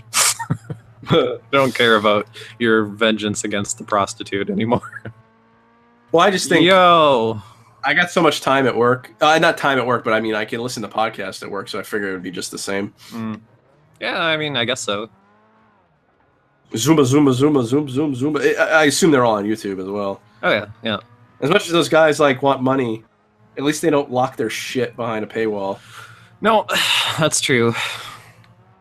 And I mean everybody. I mean I don't fault them for wanting money. I got tired of them. I got tired of them shitting on stuff that I liked, and I got tired of their extended universe of fucking faggots. Like that bald guy? Exactly. I was gonna say like that bald guy. I fucking hate the bald guy. He's not funny. No, he's not. He's the kind of millennial douchebag that I wouldn't want to touch with a 10-foot pole. Yeah.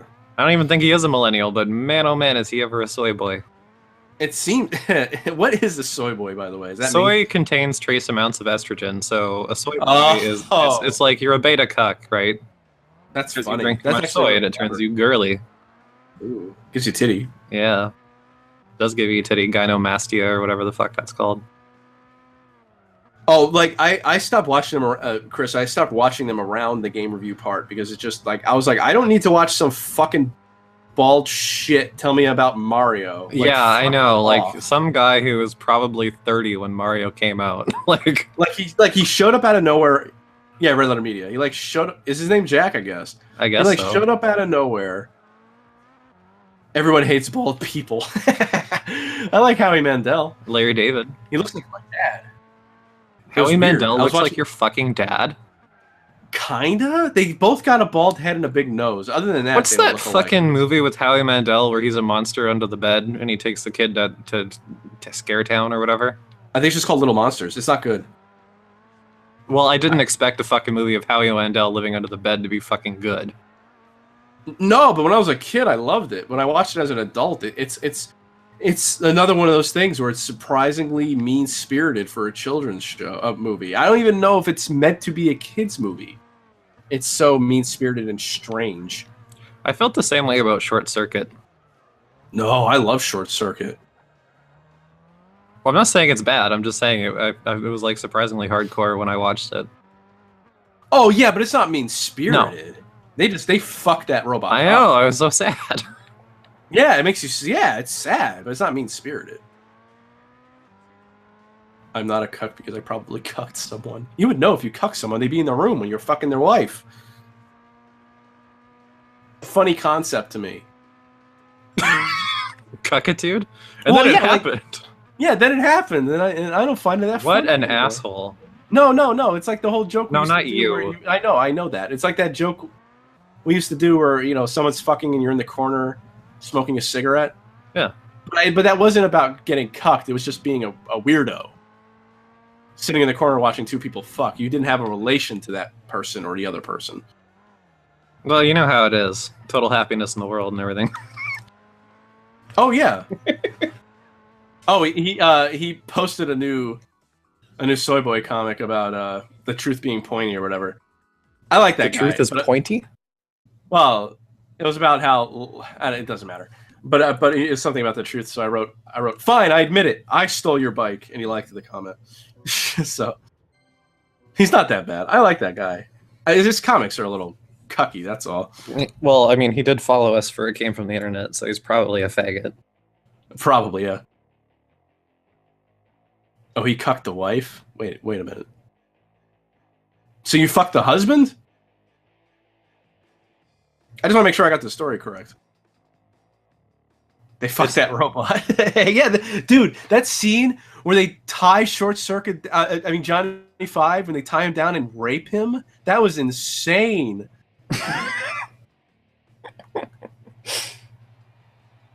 I mean, I didn't think you could fuck treads, but they found a way. Fucking finds a way. Yeah. I feel so. Does that vehicle? Does it have a second seat? Because it looks like another person could sit in that thing. No, it's like I don't know. It's some kind of intake or aerodynamic thing. I mean, this is not the kind of car that would have fucking 2 seats. No, that's what I mean. I'm not even sure if this is a car that actually exists or not. I mean, I know there are race cars like this, but this one has PlayStation livery all over it, so I'm not sure if it's a real thing. Yes, Mike. That's my understanding. Is that you're a cuck if you're in a relationship. If it's just watching people fuck, you're just a perv, a normal perv. A voyeur, I think. A voyeur, yeah. I mean, we're all. I mean, like Silent Hill 4. Yeah. I want to know what I am. You're a voyeur. Now, see, that's the other thing too. Are you considered a voyeur if you watch porn? No, you do it in person, either invited or through the window. You know. Right. Like I said, just the idea of a dark room with the gentle glow of a cigarette, or the only thing that lights is like your eyes when you're watching two people fuck. It's funny to me. But what if it's CSM from X-Files? Oh, that'd be great. Ugh, Mr. Mulder, I lasted longer than you. It was the aliens. I'm not your soy boy toy. Ooh, well. Have you guys talked about that Zootopia comic yet? I think we did, but I feel like we've mentioned it on another podcast or in a Let's Play or something, somewhere. Well, again, what I find so goddamn funny about it is that it's drawn so well. The person who drew that has a lot of talent, and they're using it for an anti-abortion message. And what I can't understand... Not just anti-abortion, but Zootopia anti-abortion. Well, yeah. But it's just so funny to me because, like, to the point where I wonder if... I don't know... I haven't looked into what their other work is. So I don't want to, because I like to imagine that they did it as a joke. But, like, in the background, there's I think we did talk about this in the last episode, but in the background, there's a picture of Mary and Jesus as bunnies. And it's just that's so goddamn funny. Oh, we did. Okay, we did. Kill that fetus. Yeah. Pew pew pew. That's apparently from fucking BoJack Horseman, which another show I do not like. I don't like that either, but that is funny. I made. See, I remember now because Mitch was like, "What?" when I said about the Mary and Jesus, but I said so. I had a longer joke written out and then I cut it because Mitch was making fun of me for not liking BoJack Horseman, and he doesn't like it either, but he's just making fun of me. And I said, "What if I told you I was so beyond depression that the only reason why I'm still alive is to be around for when you die?" And he said apparently that made him laugh really hard. But I had a longer joke written out of like, when the universe write your jokes on Facebook. Yeah, I edit my own jokes. Oh, that's right. Yeah, okay. I thought this was like a chat. I was like, what the fuck? Matt comes with like index cards prepared for what he could say for every fucking contingency. I mean, like during the day, if I come up with like a setup that I think might be funny, I'll bring it up on the show. Yeah, but that's not very often, obviously. No, and it's always very obvious when I'm trying to like do a bit.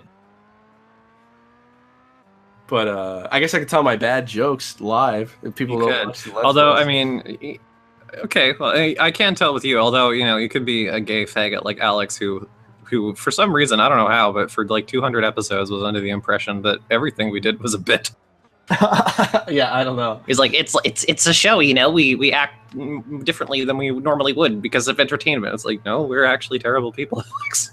He was that's what broke him in the end, I think. Yeah, he was like, wait a minute, I'm on a show with assholes. They're not pretending at all. It's not kayfabe. No. I've never fucked an abortion. Well, that's good. Okay, chat. Hello, chat. What? Thank you for donating. Thank you for donating and giving us high fives or whatever the fuck that thing is on Twitch. Cheer. Yes. You would know, cuck. I've watched too many speedruns not to, unfortunately. Okay, let's see if the chat knows this joke. What's a dentist's favorite time? Oh, not this again. Yeah, this again. I want to see if the chat knows. I'll give them a few minutes.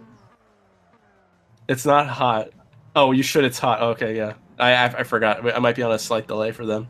Oh, Tony came up with a question for us to ask on the show, by the way. Too bad. Oh. No, well, hold on. I guess nobody cares, so I will say, a dentist's favorite time is 2:30. No, it's not nigger hour. God damn it. God, is nigger hour down at Sam's Pub. Gotta get there. Gotta finish this. Oh yeah, a dentist would love nigger hour because their teeth is so goddamn white. Oh, come on. What? This is why Alex died. Yes, I know. This is why. What's the difference? Oh, Mike got it. No, not 3:30. 3:30. Get it? Okay. What's the difference between a fish, a piano? No, this won't work with the chat. So I'll skip that one. What was the other? You just have one joke book? No, I only have 3 jokes. Oh. Their teeth is fake gold.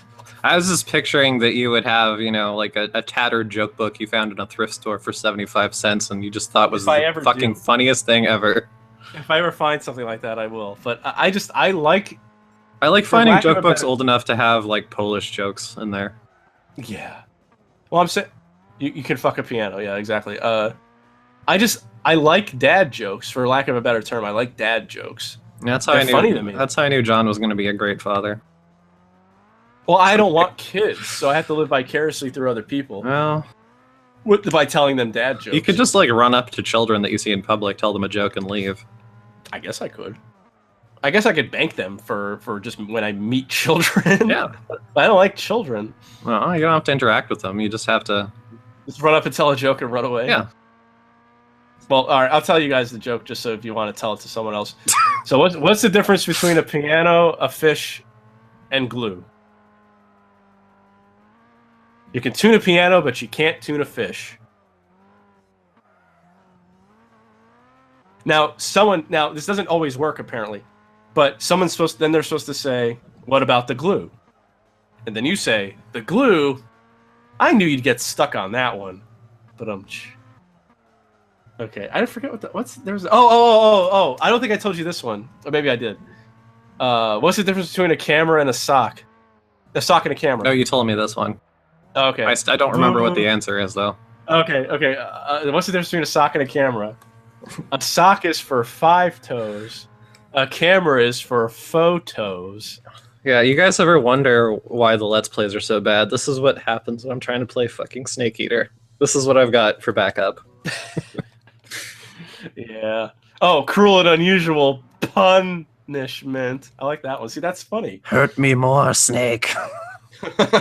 Tell me worse jokes. The fear. Oh my fucking god. I'm going like to the turn your fear. bumhole. Yeah, he was awful. I love him. Is he? He reminds He's like me a of living Cornholio. Yeah. Do you have TP for my fear hole? His fear hole? Oh my god. What is this fear hole, you ask? I should slap you all for that. Yeah, you should, Chris Rodriguez. Mr. Rodriguez. Mr. Rodriguez. Mr. Kennedy. Mr. Kennedy. Cut my bones. No. We need to play more Resident Evil at some point. Yeah. Yeah. Yeah. Yeah. I hope you guys all like Vice City, though, because there's There's gonna be a lot of that coming out soon. going to be a lot of GTA coming. And coming. Oh, yeah, Tony's question for anyone who cares to answer it in the chat. And I guess anybody who hears this after can answer it in the fucking comments, which I thought was actually interesting, because I'm a dork. Don't build it up too much or I won't care. Okay. Do you have any gaming moments that you wish you had recorded that just, like, no one will ever believe? That is a good question. My bones. This was brought up because I mentioned that clip from Vice City. I don't think it's in an episode that's gone out yet, but where I bailed out of the car going off the dock and landed in the boat. That was great. That was great. I'm like, if I hadn't got that on tape, no one would ever believe it. Getting pegged and fed soy until I grow a cunt sounds like a plan. Please don't. I don't know. I see. This what's bad about. I just don't remember stuff, unfortunately, so I cannot answer this. That's why you have to get it all on tape. Yeah, I know. That's what's so interesting about. I mean, and I don't mean actually interesting, but what's funny about this podcast is that like the last 6 years of my life are like recorded. Yep. Like ups and downs, and like I pretty much just said whatever was going on. Yep. In my life, so it's just funny. Well, and that's the funny thing to me is just that listeners remember these things much better than we do. Yeah. So they'll mention something like, "Oh, remember when this happened?" I'm like, "No, I have no idea what you're talking about." Or they'll just like comment about something that happened in an older episode, but not provide the context. So I'm like, I don't know what's going on. Not a clue. And I find it funny for people who have kids who do this kind of stuff. Like Sean on Mega 64 has like 700 kids, and he really? yeah, and it's like they're not old. They're not quite old enough to like watch his podcast, but like in a couple of years, I mean, these kids, God. You know, they're gonna like they'll just be able to watch everything, like watch literally everything his father has done. For every week they do a podcast. They've been doing it for 10 years. You can just know his dad's life for 10 years. Yeah, well, I mean that's horrifying. I guess I'm just saying it's like I'll never know my dad how he like I will. It's almost like going back in time and meeting your own dad. I was just thinking though, like if I have kids and they ever listen to this, it's gonna be like finding mom's old porno tape. You know what I mean? Yeah. I need to be like, I was young and dumb, and I can't even have the excuse that I needed the money because nobody pays me for this. Yeah, both of us want to get Resident Evil 7. We just haven't yet. I probably will fairly soon. Yeah. But the thing is I just need to see if there's like some kind of a Game of the Year deal or whatever, because there's a fair few DLC packs for it now, isn't there? And like some of them are pretty pricey, so I kind of want to see if I can get a bundle that is, you know, a reasonable bargain. And I said this on a Let's Play, I think, but I didn't say it on the podcast. I did just order a Switch and Mario Odyssey, so that's like $500. Yeah, and I plan on getting a new TV, but now I have to get a new receiver, so that's gonna be about $1,000. Well, I mean, I got a bonus, like I said, so it's really just gonna cover it out.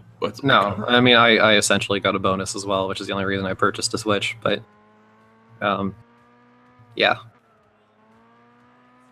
Yeah, they released the gold edition. Did they release it, or will they release it? Yeah, because I'll get it if they did. Kate, you mean when you found John's mom /fiction? Okay, that was horrifying. It's really funny though. It's just it's not just that she had binders full of Slash, and I mean, like, I guess it doesn't make sense, or it does make sense that she'd be into it because I mean she is like first generation Trekkie, because you know that's where Slash started with Kirk and Spock, and it was like, but the fact that she's got drawings of like jizzing dicks on the front of it, like not just drawings, but like colored with like pencil crayon drawings of like hard throbbing penises with I don't think you said that in the episode. That's like, holy shit. That's great. Like, I'm never helping anybody move ever again. That. Yeah. I don't care how many inbox copies of Super Mario Kart I find. I sold one of my NESs. Why? Because I have 2. Oh. So I sold one. One of the like admins at the farm, their daughter is like 16, 17, is like getting into retro gaming and like can't for the life of her find an NES for a reasonable price, which like I know that pain. Yeah. And then I realized I have 2, I'll sell you one. For an unreasonable price? No, I sold her the system with Mario 3 and the first Zelda for $60, which was a pretty good deal compared to eBay. Yeah. So. Yeah, you did find that stuff in John's room though, right? All that /fiction? Well, I mean, it used to be John's room when he lived there, like before he moved in with me. Oh, okay. But he, I mean, his mom turned it into like her craft room or whatever. You know, that's what moms do, right? So. Yeah, you can get the golden edition now, apparently. Oh, well, okay then. That would explain why the normal edition is suddenly $40 on Steam instead of $80. Yeah. I was curious about that. Oh, and I was super mad about A Hat in Time too, because like I was looking on GOG's winter sale, and the first day of the sale, A Hat in Time was like $20. Oh, because I was gonna say, which was about the same as Cuphead, and I thought, great, I can get them both. And then when I went back after I got paid and looked, all of a sudden, Cuphead still $20, Hat in Time $33. That's on sale apparently, even though on Steam the regular price is cheaper than that. Are you sure it didn't say 23? Because when I checked, it was 23. Well, this is Canadian dollars, right? Oh, okay. I mean, there may be variances between regions. Yeah. Oh, that's one thing I found out that I didn't know, is that the Switch is region free. That'll be cool. For all the sweet ass fucking Japanese games that'll never come out here, you can just buy them. Huh. That's pretty awesome. I mean, granting importing is still going to be expensive because I mean it's importing, but you don't have to like mod your system, which is nice. So if they ever make like Captain Rainbow 2 or some shit, you can just grab that. I'm glad they're finally fucking, because the PS4 is also region free. Yeah, well, even better, the Switch apparently, not just carts are region free, but the eShop is region free. You can use any region eShop you like. Oh, I thought you had to do something weird with that. Like you had to create a Japanese account. Like it's not hard. I don't think so, no. I mean, you did on Wii U and like I think on PS4 as well. The electronic shops are region locked, but yeah, the Switch apparently is totally open. I'm glad, because it's like I never got that. It's like, why cut yourself off from why cut yourself off from making more money? I have no fucking clue. I understand, like, if you don't think something is going to sell, I understand not releasing a physical copy, but, but if they want it's an electronic, like, I don't, like, why not? Yeah. Is the Expo in region free? Who the fuck cares? Yeah, I do not know, and I don't care. Who cares? I mean, the PS3 and PS4 were both region free in terms of games, but... Yeah, the other thing, I've been really enjoying Nier Automata. My only complaint is that I don't know if it's just my PS4 or I mean the game just chugs sometimes. It really like frame drops bad. I'll let you know if it happens when I play the Steam version. Yeah. I mean, my PC isn't like the most amazing thing in the world, but it runs everything pretty smoothly, so hope they release a disc player for the Switch with backwards compatibility, so I have a reason to buy Pikmin 3. Yeah, it'd be nice if they had something like that, but I don't think that they will. No. If they do, it'll probably be a digital release like they did with some of the Wii titles on the Wii U shop. Because adding a whole disc slot is a bit much. Especially because, like, right now the Switch doesn't even support external, like, storage, never mind a fucking disc reader. Yeah. I mean, the best you can do for a Switch right now is SD cards. Apparently, there is a that's what pissed me off about, and I think the Bayonetta release of 1 and 2 might be the same. Where like 1 you have to download and 2 is on the cart, because like that really pissed me off with Resident Evil Revelations. I have to basically get an entirely new micro SD card because the second game is just download, and I thought they were both on a cart. Yeah, apparently a lot of Switch games either require either large installs or like have to download additional stuff, which is kind of stupid. And it's like, if it's that much of a problem, then why did you go with carts in the first place? I guess if you want it to be portable, you kind of have to go with carts, but still, it kind of that sucks pretty bad. But I mean, PS4 installs are huge now too, and like the PS3 never used to be like that.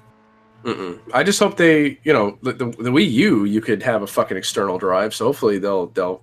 I'm sure it'll just be firmware for the Switch, but they'll do it eventually. I hope so. Apparently, there's also another. There's another place on the motherboard or whatever you want to call it for more memory. So I'm sure there'll be a release in the future of the Switch Big Edition. The Bigly Edition. The Bigly Edition. Yeah. I think I win a prize for this, don't I? Can't what hold more memory? Do you mean carts, Chris? Because I'm not really sure. Maybe discs. Discs might be able to hold more memory, but then again, it's like I'm not sure what exactly the capacity is for. Oh my God! Congratulations! Look at that cutscene. We completed the final international B class event. Look at the Stig. He's so happy. Oh, I can't wait.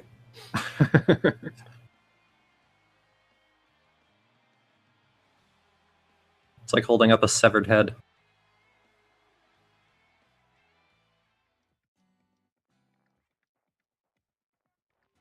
The only other thing I want them to do with this Switch is create some kind of attachment that I could play fucking 3DS games and SD card, 3DS and DS games. Ooh, a Jag. Yeah, that would be nice too. But the thing is because the Switch only, like, it's either or, right? Like either it's the TV or the handheld mode. Like you can't.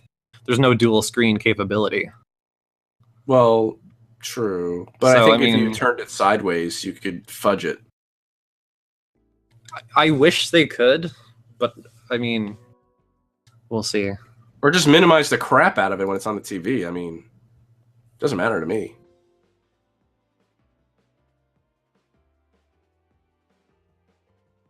I think Kate's right about I think they went with cards just to keep the portability. Yeah, because like if you were carrying it around and you had a disc that was rattling around inside, that wouldn't be good. No, I mean that's why PSP games have that like outer shell. But even then, they were still fairly prone to scratching. So I know it. When I would take those games in at GameStop, they'd be scratched the fuck.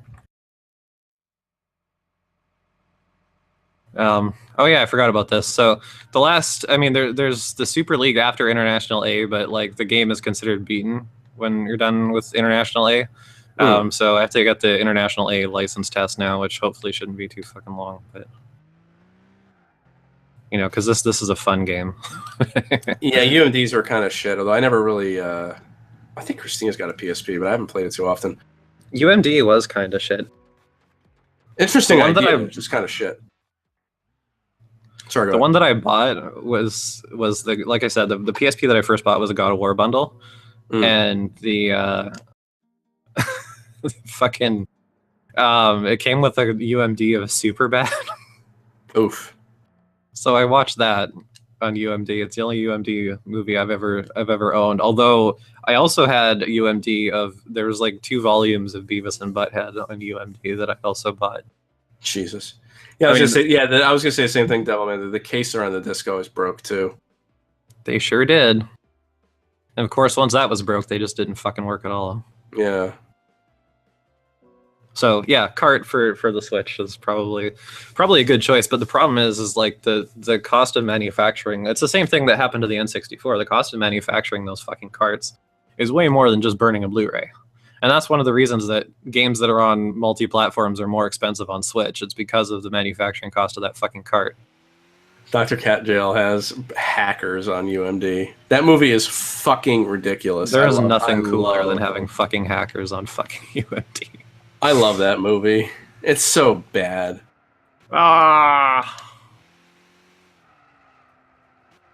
We'll probably wrap it up in about 15 minutes. Okay. Well, how about this? Why don't we call it quits when I finish the license exam then?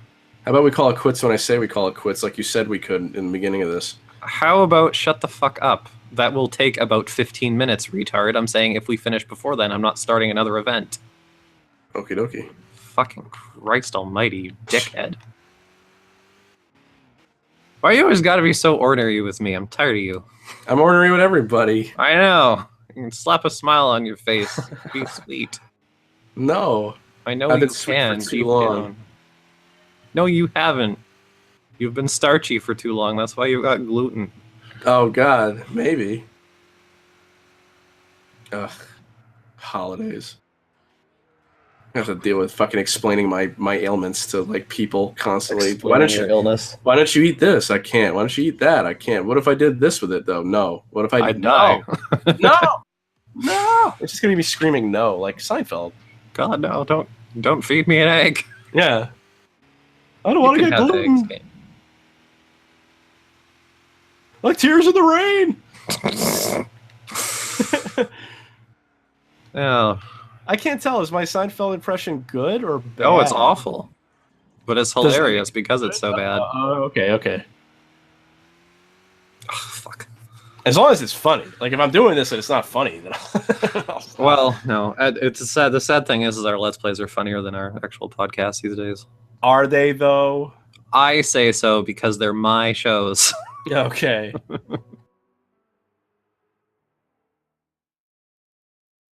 How many fucking... Oh, there's only 5 things to this license. No, you disqualified.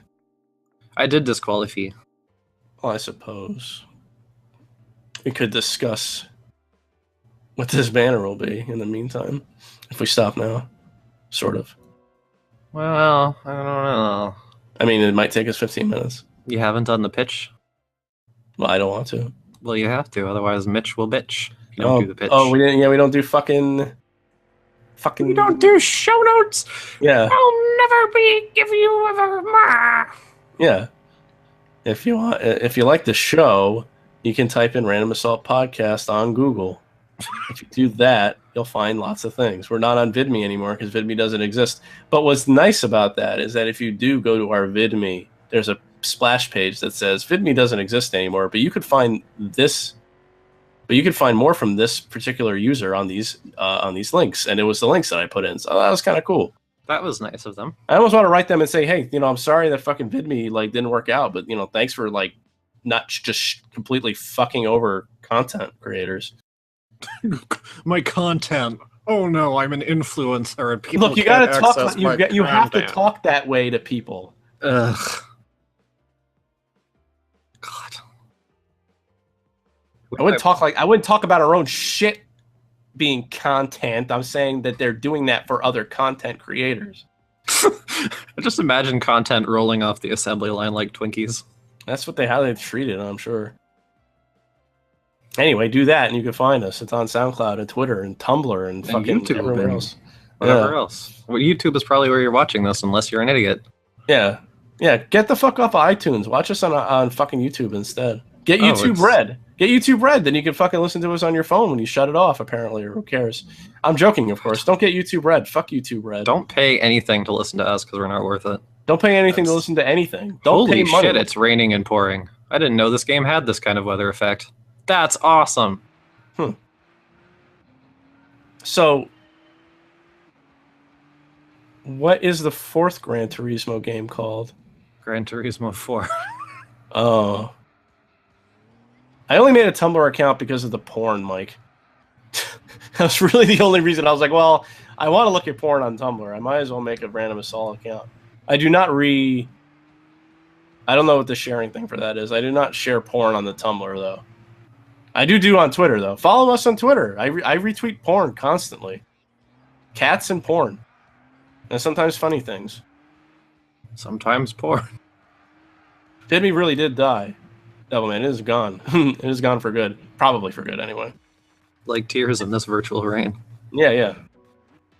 Softcore porn, of course. I don't normally retweet, and I don't mean real porn. I mean like cartoon porn.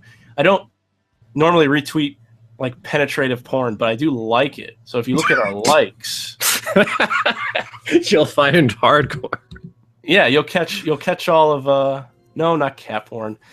You'll catch what was that? Who's that politician who got fucking caught for porn? Ted Bush Cruz Zodiac. Yeah, you'll find you can Ted Cruz us and you can find all the porn that I've liked on Twitter. Yeah, there you go. I do find it kind of funny because everyone was making fun of him because I think it wasn't so much that it was porn, it was that it was incest porn. But if you go on Pornhub, I swear to you, Pornhub is only incest porn now. It's all that they ever recommend. It's the only stuff they ever push, and I do not understand why. And of course, it's not real incest. Thank fucking God. It's just the storylines. It's like, but that's why I didn't like watching fucking Japanese or like hentai, because it's all like, ooh, Oni-chan, fucking bullshit. And that's been the state of the porn address from Matt. Yeah. So what's this episode called? What is the banner? The only other fucking... I don't know. We can... Oh my gosh. Oh, yeah, because I fucking tiny... whatever. I don't know. Do you want to keep calling it Gran Autismo something, or do you want to just have a we different should probably title? Stop. You should probably stop. It'll turn people away with the fucking Gran Autismo saga. It's like, are they still on fucking Namek? Yeah, essentially. The next stream of this, whenever that is, will be the last one, I think. Because we've only got 4 more events. Well, I think I had to promise Mitch that we wouldn't do this anymore. Well, we won't do it next week. All right. But I mean, there's still our usual like end of month stream. True, but that's where the mechanic one's coming in. Fuck no, Mitch can suck a dick, honestly. I want to see that. No, he doesn't even have the balls to fucking finish Sonic. Yeah. Little bitch. I do enjoy that we're seeing some. I do enjoy that we're seeing some new people in the chat. I like all the old mainstays, of course, but it's cool to see some new people. For sure. Okay, first person to suggest a banner and title. Gran Autismo A-Spec. We already did that one. Can't do that, Cat Jail. No, you said A-Spec. A-Spec. Oh. No. The only other Gran Turismo I remember that has a title is like we could do Gran Autismo Prologue, or we could do no, wait, we did that last time. Yeah. Fuck. So the only one left is Gran Autismo Sport. Sporg. Isn't that a thing? And then car game vroom vroom. I kind of like that one. I kind of like it too. Yeah. Okay, episode 287. Hey, we won a Range Rover. The banner can be cats in hats? I don't know. Maybe we should be Teenage Simpsons. I was thinking that, but nah. No? Nah. What else did we talk about? We talked about Star Wars. Yep. Simpsons. Yep. Autist tendencies. Autist tendies. What if it was us as Mr. Plinkets? Fuck. The fuck? The fuck did you just say to me? I think people are yelling outside. Are they your neighbors? Maybe. Fuck Race 2000. No, we can't name things fuck, unfortunately. I mean, we can, but then we get kicked off. iTunes will spit us out because we'll be too stinky for them. Shit, I have no idea. Come on, you got pitch some ideas, Kate. This doesn't work when it's just me trying to fucking come up with a banner. I don't know. I blue screened, and that was the end of my vision of life. No more stream. What if it was? What if it's okay? What if it's Mitch watching our stream? No, I don't think we could do that in like picture form, where he's like screaming about how we're still doing this. Gran Autismo 2: The Last Autist. Actually, you know what? We could do Gran Autismo Episode 8: The Last Autist. Well, that doesn't. No, but like, it still doesn't. What the hell's the banner gonna be though? It still doesn't fucking answer that question. I don't know. Like, I don't think Mitch will be happy if I say another car thing. No, probably not. But I mean, we've had titles and banners that were not related before. Yeah. Where's my clicker? There it is. Ape the Last Jedi poster. I don't know if we want to do that. Mm-mm. I don't think Mitch would like that very much. Man, it's just too much work. Yeah. Mitch is a very sensitive and special boy. He needs support. All of us are wearing bicycle helmets. I do kind of. Oh wait, I think I have it. Okay. I think Mitch might like this one. So it should be. Because I like the bicycle helmets thing. It should be us in those little cars, like not the like the pedal ones for kids. I thought you said we didn't want any more cars. No, but I know I said that, but I changed my mind because we're in those and we're wearing retard helmets, and then Mitch is doing something. I don't know. I'm drawing a blank though. Yeah, I can't think of anything. Maybe I'll just leave it up to Mitch. I'll say, "Hey, Mitch, just draw a banner." just fucking draw anything. Draw a comfortable draw. The banner he did. The banner, the direction he did with that was really fun. I kept looking, like, the way he drew your face was making, every time I looked at it, I couldn't stop laughing. My fucking autistic car face. His one eye is droopier than the other. And it fucking, man, it cracked me up. I love the rocky monster teeth. And I'm so mad because I finally got a date with fucking Jason Momoa, and you're ruining it for me. Can we call this episode DAE? The Simpsons are funny. Oh, you have selected no. Yeah. Oh man, I fucking blue screened and like that was just it. I can't think of anything else anymore. I was like, I spent the whole time like checking my monitor nervously to make sure the computer was still there. What? I just imagine us drawn as Two-Face's nervous face in that episode of Batman. You know, it could work for no reason, but it could work. I like it. Yeah, let's do that for no reason. What's the name of it? Well, I liked Card Game Vroom Vroom. I like it too, but we didn't really talk about Gran Turismo very much. So what? What the fuck? You played it? No, my point is that this is one of those ones that'll probably work as an audio thing. And well, yeah, like fair main feature. Yeah. I don't know. We probably get sued for doing this, but if we called it Disney's brand new Random Assault or something like that. Oh man. Do you think we can get away with that? Like brand spanking new Doug? You know what? We could take out the Disney and just have brand spanking new Random Assault. People will get it without using the Disney name. Would they? If they listen to this show, you fucking bet they will. Yeah, I guess. I don't know. I don't like that. It's just not funny to me. You're not funny. I know. Look at the suggestions you've been coming up with, motherfucker. Like, yeah, I'm great. Yeah. Your suggestion was literally Car Game Vroom. Like, that's what you're fucking... But that was Mike's, and I like it. I want to go with Car Game Vroom Vroom. Bring a new Random Assault, and then a few months later, bring back Random Assault Classic. Spell it Disney. KH reference included for free. No, I don't like that idea. I like the Disney idea. I don't want to get anywhere near those fucking lawyers. Them greedy boys. Yeah. Well, okay. You know what, chat? The next person to type in something, that'll be the name. I'm trying to think of something with Star Wars. Star Wars: The Last Time We Cared. Star Wars: The Last Four. Star Wars: The Last Straw. You know what? Fuck it. That's the title. I like that. Yeah. Jesus Christ. I like that. Let me write that down. That's good. Star Wars: The Last Straw. Shit. Too late, Mike Smith. Sorry, I came up with a better idea. The last fuck we gave. That's good though. All right. I gotta go pee, so that's the end of the call. No, okay. Thank you everybody for coming on. I know we've been streaming a lot, but I think people like it. So, I have fun doing it like this. Honestly, yeah. I honestly do not mind doing it every week. It's just I don't want Mitch to shit his pants.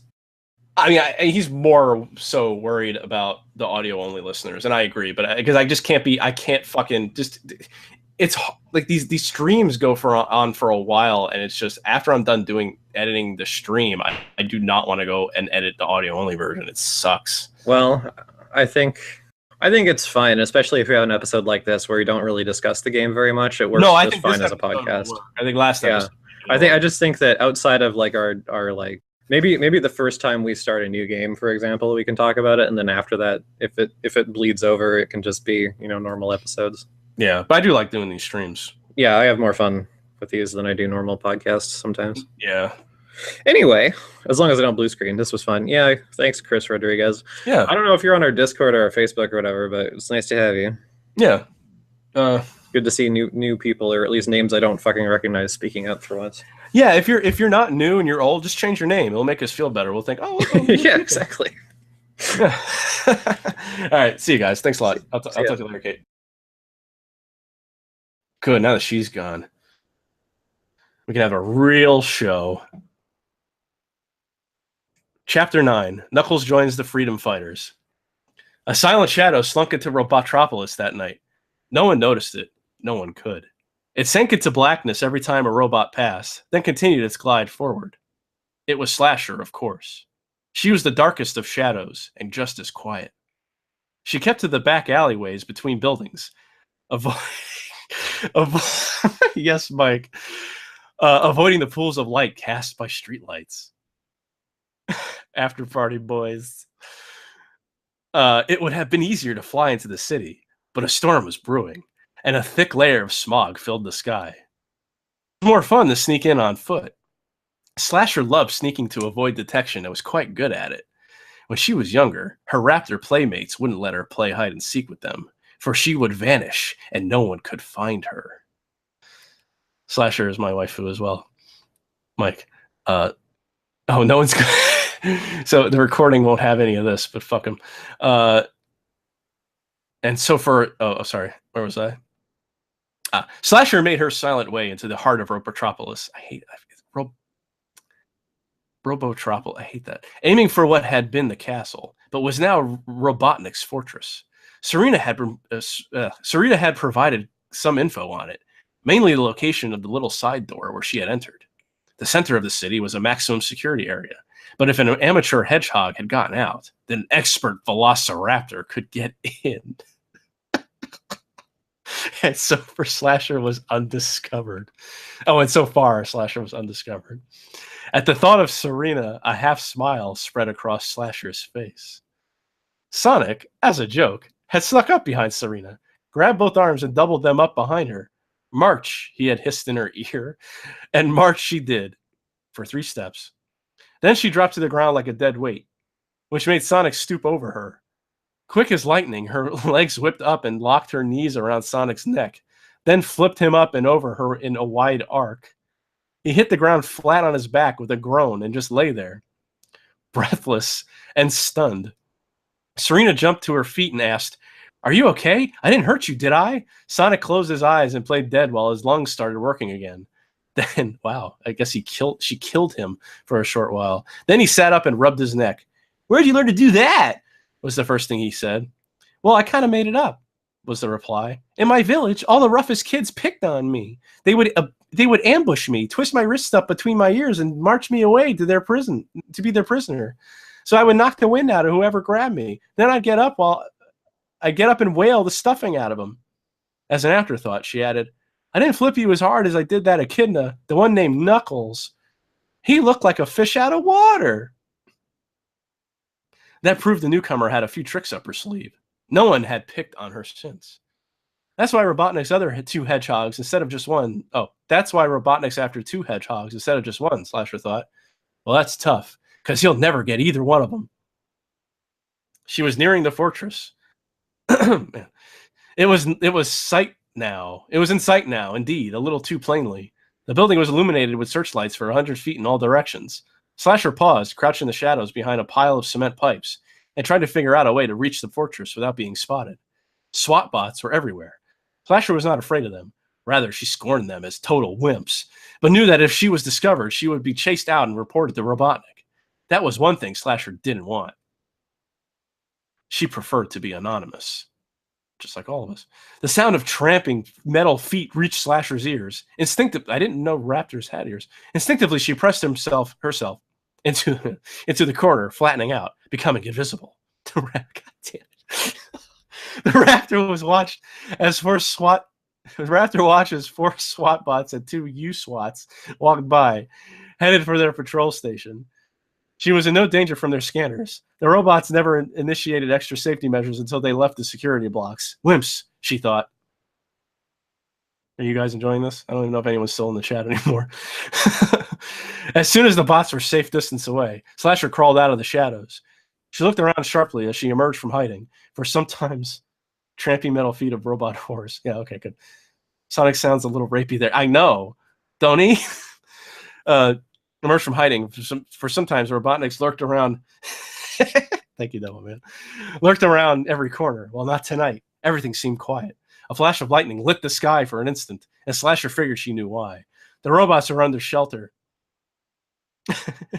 Hey, real names. Under shelter, Robotnik was expecting a downpour. An icy breeze blew down the street, carrying more than a threat of rain. Very interesting, Slasher thought. A snowy thunderstorm. That shouldn't happen normally. Oh well, it's probably because of the continuum. So just as a side note, whenever the writer writes the word continuum, the continuum, it's never capitalized, and I feel like it should be. Maybe I'm wrong. Slasher began to circle the fortress, looking for the small side door Serena had described. Halfway around, she spotted it. Again, she sank into the shadows, considering. There was a brightly lit patch of 50 feet, and a surveillance camera slowly panning back and forth. It seemed impossible to reach the door, so Slasher did the next best thing. She waited. Birds have coin slot holes in their heads instead of ears. Oh, thank you, Devil Man. She waited. She was in no real hurry. She had all night. Another like his raptors don't need to sleep. Another lightning flash and a rumble of thunder reminded her of possible danger from the elements. But she figured she could weather the storm. Get it? Get it? She turned. So she was facing into the cold gusts of wind that came whipping through the dirty streets and angled her wings. I actually forgot she had wings. To shelter her body from the cold. There, let the storm come. She was ready. 10 minutes later, a sound caused her head to whip around. The little door was opening. Only 10 minutes. Slasher immediately narrowed her green eyes so they would not reflect the light. To her surprise, out stepped Knuckles. He closed the door behind him, then turned to face the wind. She heard him draw in a deep breath of the wild air with enthusiasm. The pollution and closeness of her metropolis was beginning to stifle him. A few seconds later, he pulled out his comlink and spoke into it. Doc, I'm heading out to Maintenance C. Robotnik's voice crackled through the microphone. Well, all right. Maintenance needs to be biz. Get back here right afterward. You aren't finished with the robotic upgrade yet. Oh, no. Knuckles is going to get roboticized. Yeah, Knuckles replied. What's the clearance code for Hangar 4? 10681.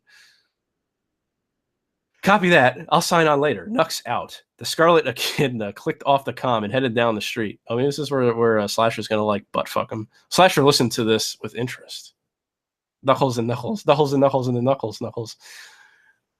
I wonder what Maintenance C is. It's got to be a code word. Knuckles ran with the wind, keeping to the lighted main streets. Robotropolis gave him the creeps anyway, especially at night. This didn't work out as well for Slasher, so she leaped to the roof of a building and followed him from the air, jumping from rooftop to rooftop. After a few minutes, Nux began to get the feeling he was being followed. The street was empty behind him, but his instincts cried out he was being trailed. The stormy wind and thunder didn't help. He couldn't listen for footsteps. Somewhere in the depths of his memory, something stirred. A memory of being stalked through the darkness by something he couldn't see. Something with glowing green eyes and a black shapeless form. Something with a soft purring breath. Knuckles got horny. Slasher watched him as he grew uneasy and began to look over her shoulder more and more often. He's getting a robotic echidna penis. Oh, so 4 of them. He's getting 4 robotic echidna penises. Featuring Knuckles from the Knuckles May Cry games. Oh, God. Outside... Wait. Knuckles. Slasher watched him as he grew uneasy and began to look over his shoulder more. Oh, no, I read that. The storm was worsening. A drop of rain streaked down, and another. Then the sky seemed to open.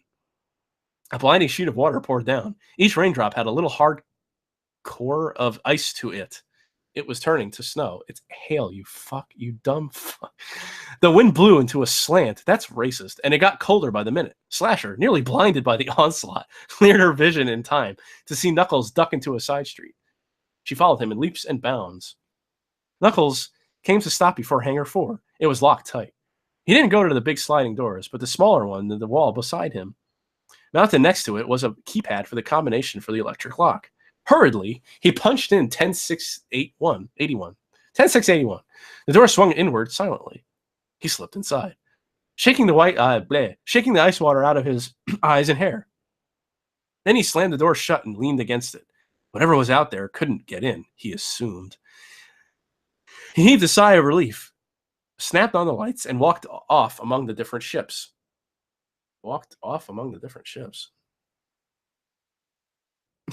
storm got worse. It just started raining. Thank you, Mike. The small Knuckles shaped. Yeah, it was. Yeah. Wait, Knuckles came to a stop. Outside, Slasher landed next to the door, shook the water from one hand, and typed 10681.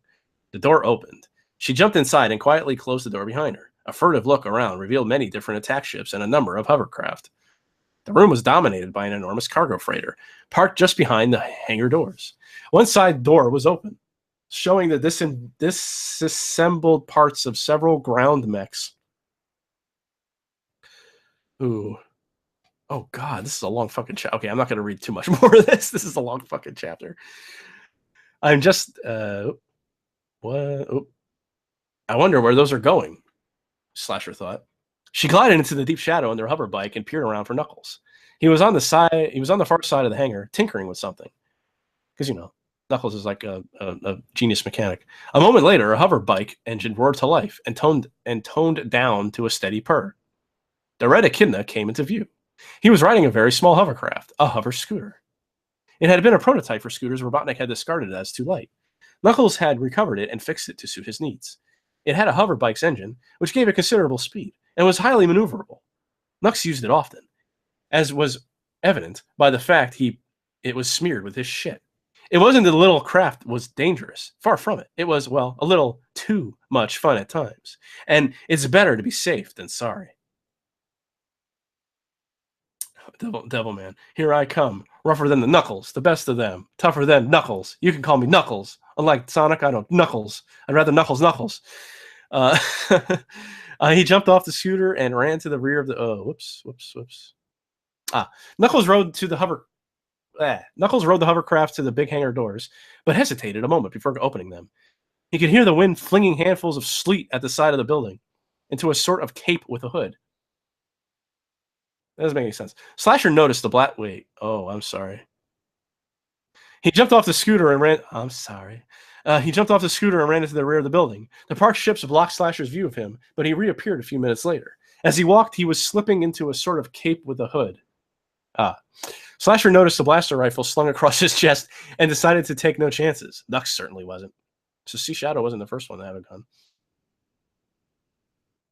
He remounted the hover scooter and pressed a button on the wall. The doors slid open with a noisy rattle, and Nux coasted out into the wild night. Slasher wasted no time following him, but this time she kept a street between them. The storm was gaining strength. The wind was stronger than ever now, and the rain was mixed with ice. Slasher pressed her wings tightly against her body to keep her vital organs warm. But her clawed feet splashed wetly through the icy streets. It took... I don't know where he got the gun. I might have accidentally skipped a sentence. I mean, maybe it was, I don't know. The hover scooter probably has like a holster or something. It's if anything, it's probably like one of those. What are they called? The speeder bikes from Star Wars. The storm was gaining strength. Blah blah blah. Organs. Lost all sensation. Oh yes, but she grew worried and as she lost all sensation in her feet, she couldn't thaw them while on the move, which put her in danger of frostbite. Oh no! Knuckles was headed out of speeder bikes. Isn't that what they're called? I don't remember. I'm pretty sure. Knuckles was headed out of her trouble. He had the cloak wrapped around him. His head was bowed against the rain. Whatever maintenance C was, it was important enough to bring him out into the storm. Slasher pondered this as she sped along on numbed feet, breath chugging out of her nostrils in clouds. She didn't dare get closer to him, for she knew Knuckles was nervous and would shoot first and ask questions later. He was also a dead shot with a blaster. Is he? So she simply trailed him by the sound of his craft's engine. Oh, right. Yeah, I forgot. They're actually called Vroom Vroom Boom Boom bikes. Oh, man. Okay, I'm just going to skip ahead a little bit. Blah, blah, blah. The redneck kid looked down at his hands and saw they were shaking. I believe she's confronted him. Angry at himself for being a wimp, he stole forward to the first. Fuck it. I'm done with this. I'll read more some other time. Thank you for sticking around. You are truly the most hardcore of fans. All right, guys. Good night. I'll talk to you guys later. Dylan was trying to tell me that speeder bikes look dumb to the other day. No, fuck that. Speeder bikes are awesome. Real quick, the only piece of Star Wars fucking action figure shit that I have, well, there's a Darth Vader somewhere, but I've got a scouter. I've got what are they called? Troop. They're just called scouts, right? The scout troopers on the speeder bikes. And I remember I was on a trip. Well, I was up in Boston with Alex and Mitch, and we went to a Toys R Us, and they were selling it. I think they were normally like fucking 40 or more than that, but they were on sale for like $10 or something crazy, 10 or 20. So I picked one up. I should have picked up more. I love speeder bikes. I got a little Lego. Oh, actually, no, I lied. I got a little Legos too. Scout Troopers. Yeah. I got a lot of Star Wars Lego too, but from, years ago. Like I stopped getting them like 8 years ago, 10 or more. Yeah. But anyway, I should go because I'm going to hate myself having to edit this later. All right, later, guys. Later days.